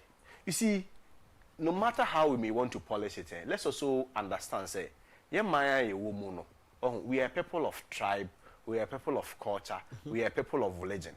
Omaya Timono, Basses Makuma call her tour. Emu 99, your bonfire saying, Uncle Pony or Shankanini free Shana day. Echi nenya mena magisi ade de enka she no me mete ha me mete he me ko hu me nua bai be na ka tell say no ho fa obi so de aisha ti o ka tell me nua be say me waro aso o ka tell me say opani don't waste my time na enye de enye yi una rekuntia o be ka say mabusuafo enye de empene predufo empene ono so nkrofo enye de muslimifo enye de empene. So those are factors that really affect us. It affects in every decision making that we are, including election on religion that affects us. Again, you have a bit to say even on matters of beer, tribalism and regional even balance. Now you are to about MPP before catcher say President Akufo-Addo free Eastern region there. Almost an election in the day. Eastern region. Flag bearers from Could 110 people before Mokai be debate to face. Yeah, then this is also most what Ghana ha catcher ya who say, hey, Ghana for the yeah to Obama somebody from the northern part of Ghana, Kuyana and Sanya Enkobi omon kan sa wa ha on TV omon kan Dr. Baumia Nampo ne kan oh okay so what sa record I have it my very well and to say if there is a you be sa one thing even we have to look at it is also being strategic. In politics is about strategy. Exactly. One we almost say oh MPP for the mumpe northerners are 17 e bia mumpe some other northern candidate be there ebeba very weak argument or one more person force to play nonsense. And then can't change this for some form of favor in Ashanti region. You are two about Okuma since 92. Ashanti region 2 MPP, voter region 2 MPs. Okay, tell me say you're tribally sensitive. Huh? since 92 look at them saying they're tribally sensitive. Why will you go into a contest with your weak foot forward? Strategy. Why will you go into a contest? Oh, boxing ya boy, we need fan uburo kasi ya day. Ese, we see we there. What could she I quote? What could she Zuma nurse? We person de benkum na yede. Eko. Emfa. Benkum yede prepre. No, we now wa ya. Ambo de bifana mana packet. Yes, I know. And first of all, even as a matter of strategy, we need to check and align. And this is one of the leading candidates are people from the south. Yes. And this say Haruna Idrusu, but no, they say you almost saw here. So that is on matters of strategy. Secondly, we are looking at the credibility of the candidate. Ken has been in politics from 92 till now. Has there been any instance of corruption against him? Not even one. Galam say what I say so be. He has the track record so to me challenging the own party. Our problem do not need so much of complex ideas to solve it. What we need to solve our problems, a common sense approach. Let's say a problem is no yin. I want to answer say on to me BBC enko na BBC for moto about her. Huh? Gaddafi okay English. What you say in the country here, bro, abroad for the America, I won't come from the country. Yeah, Putin. Now they are putting share Trump many 2 days. The closing mark whatever of back over news. Yeah. Putin is on table for. On CC any mind. Or can Russia sir. On Miss CC any mind. A Jim ya a North Korea house or yes, I'm out with for that. On CC any mind. Our problems go beyond language. Ghana hangasan, didn't you table for. So in today. Into obi nti twi nti onim nyansa obi nti brofo nti onim nyansa obi nti anwere nti onim nyansa onti language let us say language is just about proficiency and training. Even language na akra na bit is be seen here the SNB. So I don't think we should benchmark a presidency on the also a table of one more argument back on massa can say be a international community and IMF can't mean come brofo to come visit Obi Obeka Sebia is a very lazy leader that should not be tolerated around our presidency. A presupposes say any according and I say oh here na ahotire team you be free mood and dey be IMF. Onye na adwen so obebobra. David. Until not dream with them say Ghana dey say be IMF. But Ken is telling you this. Ken is saying say we say our rare strong edda agriculture any man behind a transformation. Exactly. There is a link between socio-economic transformation and agriculture. There is a link between socio-economic transformation and tourism. There is a link between socio-economic transformation and decentralization. Also about the first 100 days ministry say e Ghana e won kan nyina obachichim obest splitting nyina tourism be ko voter region education be ko central region we kwa agrek economy we kwa mo ko kwanya adwuma mo ko no the ministry will move there. Ministry of Education, when I was there we had 29 agencies. Everybody will move if we are going to the central region. More can be where they are hotel them economy so that is where uye bibi say we are na NDC for 25 economy wait my abemu because then you have created the environment so that it will be the demand will stimulate the supply. Nessa sad ni nyanya dey wo mo ade o mo kan remain on paper. If you have somebody a common sense approach we the NYS or charge PT and when you I guess so so and with the kind on to what's up parliament or you know the kasa na even ne sa youth engagement ya oyi anya mrofo no oga ana ya no ana muso na ana okwa BBC for mo nto aba ha o mo adwuma na o mo ye wo ho BBC for mo nto aba ha nti one problem should be their problem, and our problem should be our problem. Language is not a barrier. In any event, Ken doesn't have a problem with that language. And you see, he's not coming to be a president for himself. He's going to rule with human beings. He's going to rule the team. What I say? The whole thing is that you need that person with the vision. Exactly. And that person who has the discipline to cause the vision into reality. The rest will not be done by him. Yeah. So when he has said, Obeye Accra to Kumasi 6 laner, he has to give birth to the vision, and with his discipline and his track record of how many on the contractor. And then Ghanaian contractors the best job to lead exactly. You need all right. Mene lawyer Kwasi Kwarteng and Aiding Komo or a spokesperson at the Kennedy or Agyapong's campaign. On one so a former spokesperson at the education Ministry of Education. It's on naming no aiding come. My brother send messages ahodo abano. Sabato we afe eja we afe ba aye crowd with ohena odemai. Obapa et saying Mr. Inkum Yamiado Bibia de ye on. Bibia yi bi ma Eric Kem so on fama on saka. Yedna Nyankopon ase send there on saka eye pa. Hey, now o messages me ma how many minutes?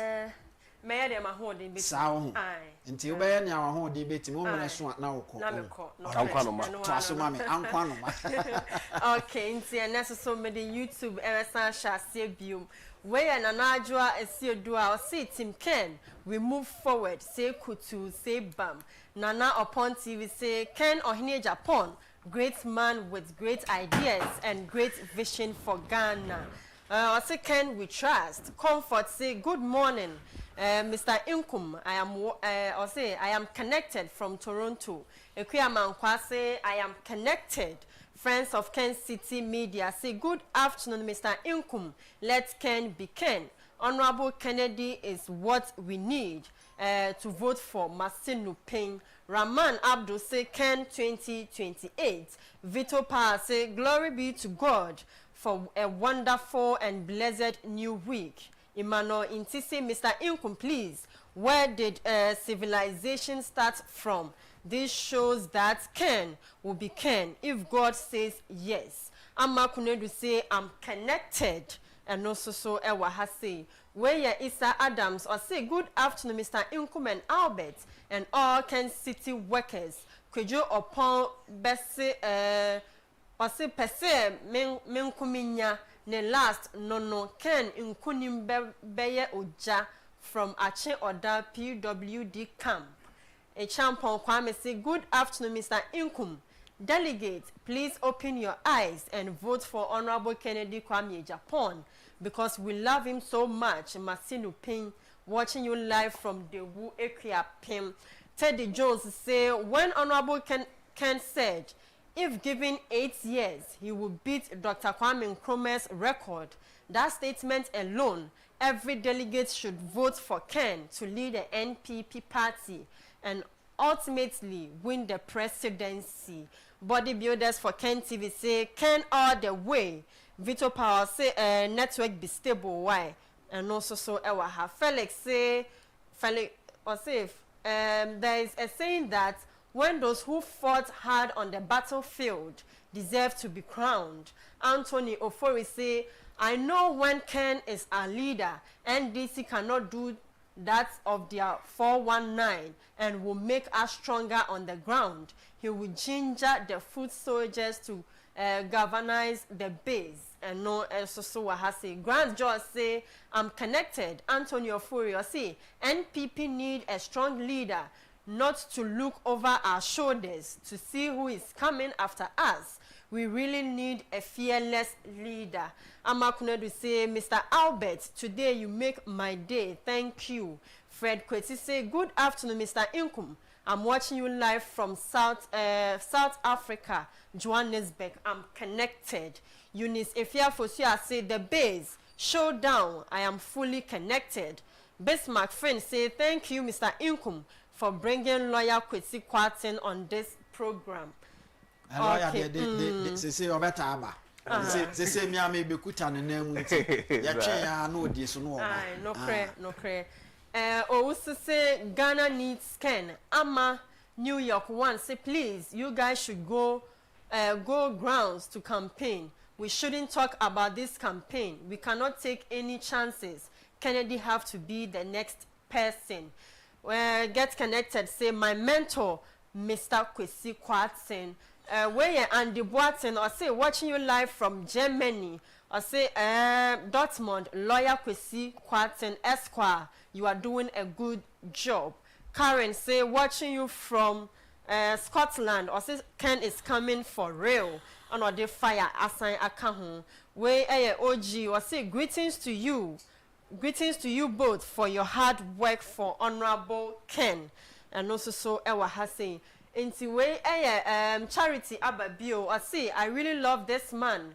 we say obi isiri obi wa ha ba eye man Anama say I never get bored listening to you Akwesi good job. Edward Boahen say good afternoon to family, you are doing great job. We Anoche Abankwa Richmond or say Kwasi Kwarteng is a very excellent communicator in the whole world. His soft voice turns hard hearts and cools down souls. In fact, he is a great patriot, honest and bold communicator ever. Hashtag Ken Afa. Agata Efriyeti no Ken no votes. Inti Mr. Nkuma me fa kakra so our WhatsApp enka hona yankoye nim. We say 2 tests Baumia couldn't pass. Or see 2008 Nanado I choose Baumia as running mate because he's the best economist who is going to help me fix Ghana's macro economy. Results: increased economic hardship after 8 years. 2023, Nanado, let's make Baumia the flag bearer so he can get us the Northern and Zongo votes from the NDC because he's a Northerner and a Muslim. Results: worst performance in Northern Ghana and Zongos by an NPP flag bearer. Not just a test, no, one pass. We're failing in I know they are whatever, not just we're failing. We say good afternoon, Mr. Income. We want Honorable Kennedy Kwame Agyapong because of his honesty. He is the only politician we can trust. Masinu Pain, where you pass solo or the Fidewu Equiapem and a buyer. We say, Mr. Income, your father left you 138 companies and 6.7 million workers. You gave it to someone to manage it for you. 4 years later, he had collapsed some of your branches from 138 to 88 and reduced your workers from 6 million to 4.6 million. And this same general manager wants you to give him another 4 years to run the company. Will you please give him the chance? Where Obidia or the Abai? We say, where Isaac Asiedu Bento or say, without Kennedy, we should forget 2028 elections. He is the one we need. Kennedy all the way. We say, Honorable Kennedy's successful life is a testament of what he can do if given the nod to lead the country. Where in Konyake and the message way. We say good afternoon, Sinupeng. Honorable Kennedy Agyapong has great vision for Ghana and indeed deserves to lead the NPP. I say I'm therefore appealing to all delegates to elect Honorable Kennedy Agyapong on 31st January 2026 to become the flag bearer of the party. He is indeed the choice of the grassroots. Where you are for Lord as a Koriko Foridia and a message way abai. We say good afternoon, Mr. Inkum. I'm Auntie Araba Kumensa of Awoshi. I'm hugely connected. I'm connecting people in my small corner. God is in control, is in total control. And also so I say we say good afternoon, Mr. Inkum. A second chance is only given to a prodigal son, but not someone who was co-opted to become a vice president and flag bearer to lead NPP into its worst ever defeat in the history of our political dispensation. Honorable Ken deserves to lead NPP to victory come 2028. Hashtag I am connected for victory. Where your OBK Pokwase and the message way. We say I just like Lawyer Kwarteng and the way he speaks. He should keep it up. An incoming Minister of Information. I want to know, is the presidential primaries going to take place at one place or at various regions? Hashtag let's Ken be Ken. So Obe Ansana na se Danny Drew wa Obe. We know me assure say e be senior 2023 dia no ekoe na 20 obiato constituency. Okay. Wesley, please read my message. NPP cannot win without Kennedy or Hini Agyapong. We say, what's it? Mama for last one chat one aminja amount. We say Kwasi Kwarteng is a great spokesperson. He thinks about the youth of Ghana, and we, the youth of Ghana, are waiting for Honorable Ken to to bring him that been a bro for nonsense for from man since time for mommy fancy her we try to edit it by enye all right my fancy na men call lines so na fe one more 18 so emrem on the lawyer there lawyers ya won na fa konchenti ye nche na ye ja no now wa wutie na ohwe so no obetimi afre na wabem na ofre na wo ba ye bre no sha na we o say ya ne tentem ti say ba make sure say TV na wutie radio na wutie a lower volume no na tie me e wo phone no so na nkomo no content 0240550899. Hello, good afternoon. Hello, good afternoon. Hello, good afternoon. Okay, on temenka enti ye na fe ye mfa nipa foforo. Me patcho say oba lower the volume set of your radio or the TV na tie me e wo phone no so na encommon content so that obi abetimi abombi 0240550899. Hello, good afternoon. Afternoon, sir. Sinupei. You can send your peer honorable. Opani within the baby are free. The patcher of human nature at the bar because I'm not my actor. All right, my until the patcher, the amount we need to power back. The free kick in a vendor.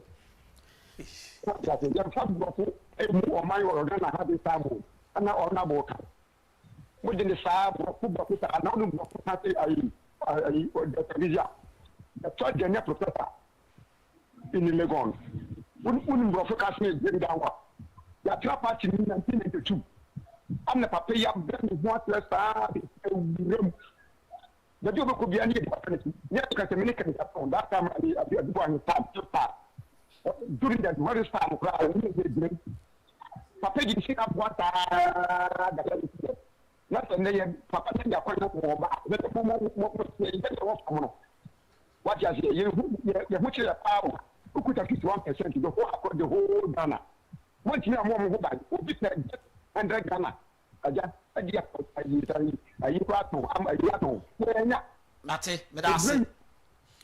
All right. Medase, Miss Roba, 1 minute. No one pay will be in Swaba. Why? My young Twason call your name. Hello, good afternoon. Hello, good afternoon. Okay, or no, my eti, my young Twaso. Hello, good afternoon. Good afternoon. Sinupei. You can't say it here. Openi within the baby are free was my back, man, so near you. There is a single, you freshly college. Yet you open. Mr. Uncle, and money, Eduma.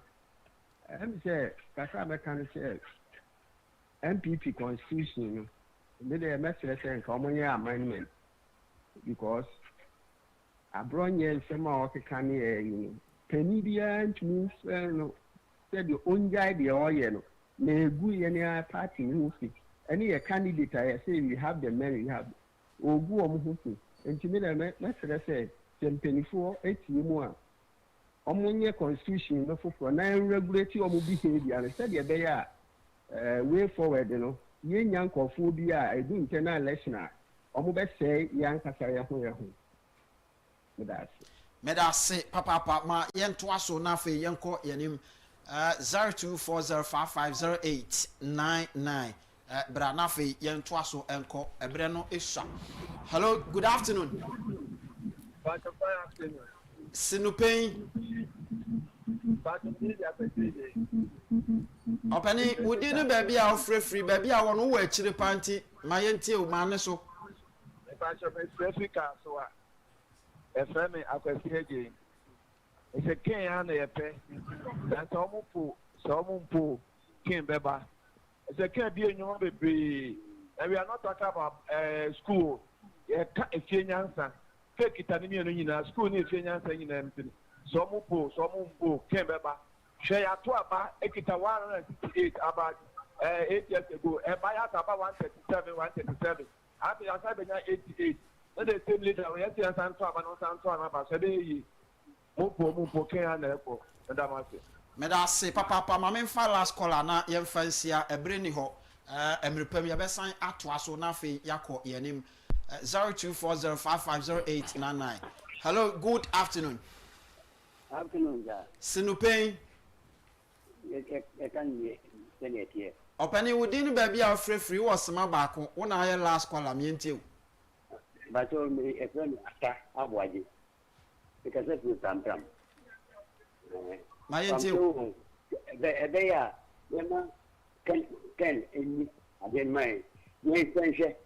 Because only me, which I am I. 10 years and so in my. Medasi atabuaje se waba we last caller ma yem fancy na fe yemra back to studio yebre no aso. Lawyer, now me ba ohoi ma me musa se o si ni pain aka kire me se Honorable Kennedy Agyapong e last bet e de ma MPP 2028 ana.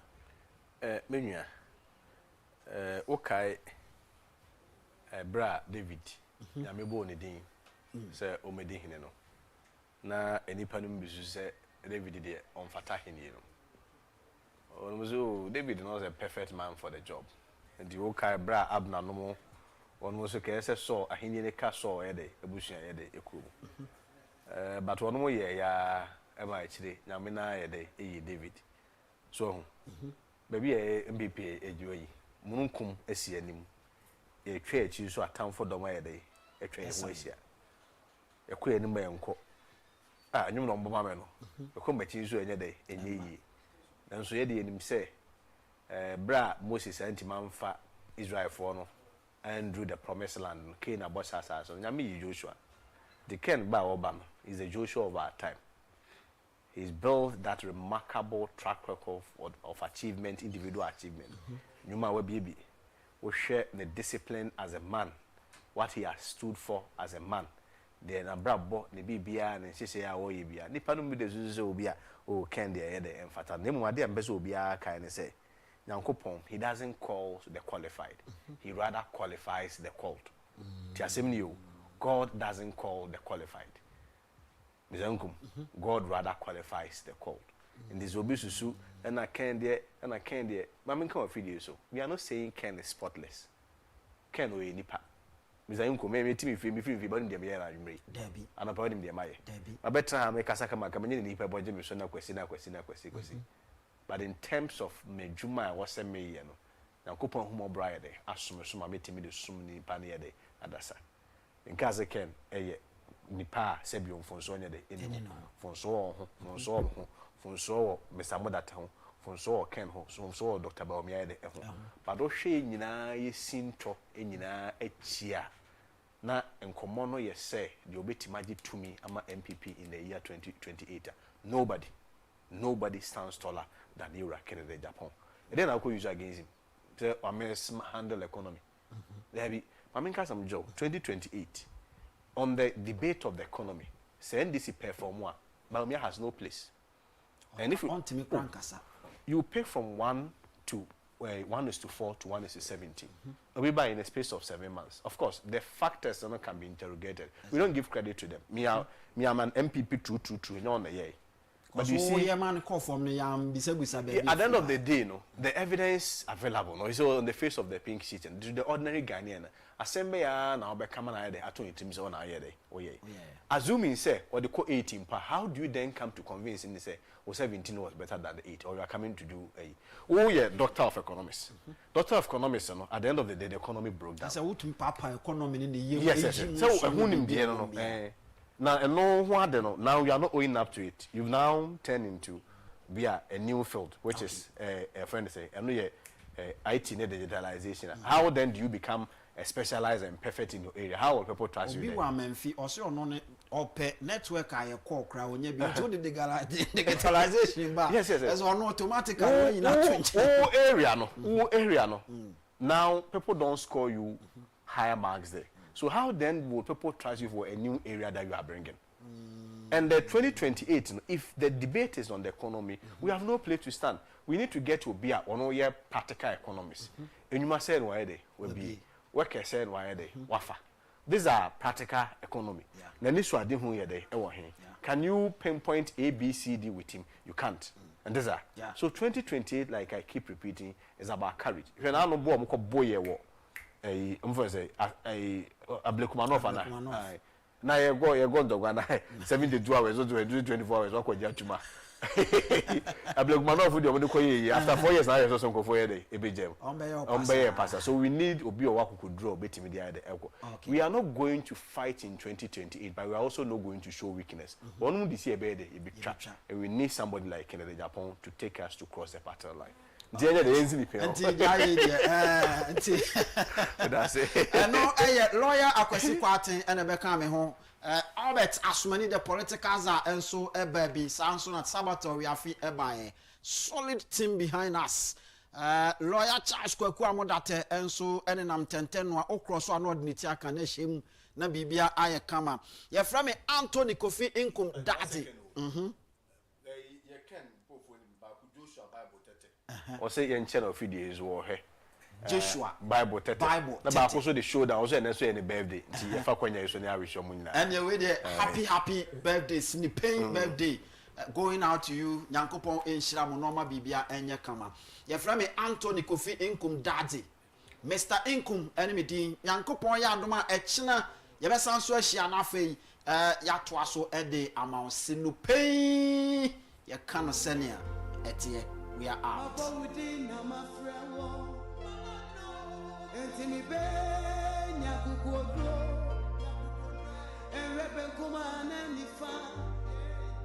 Would you go anymore?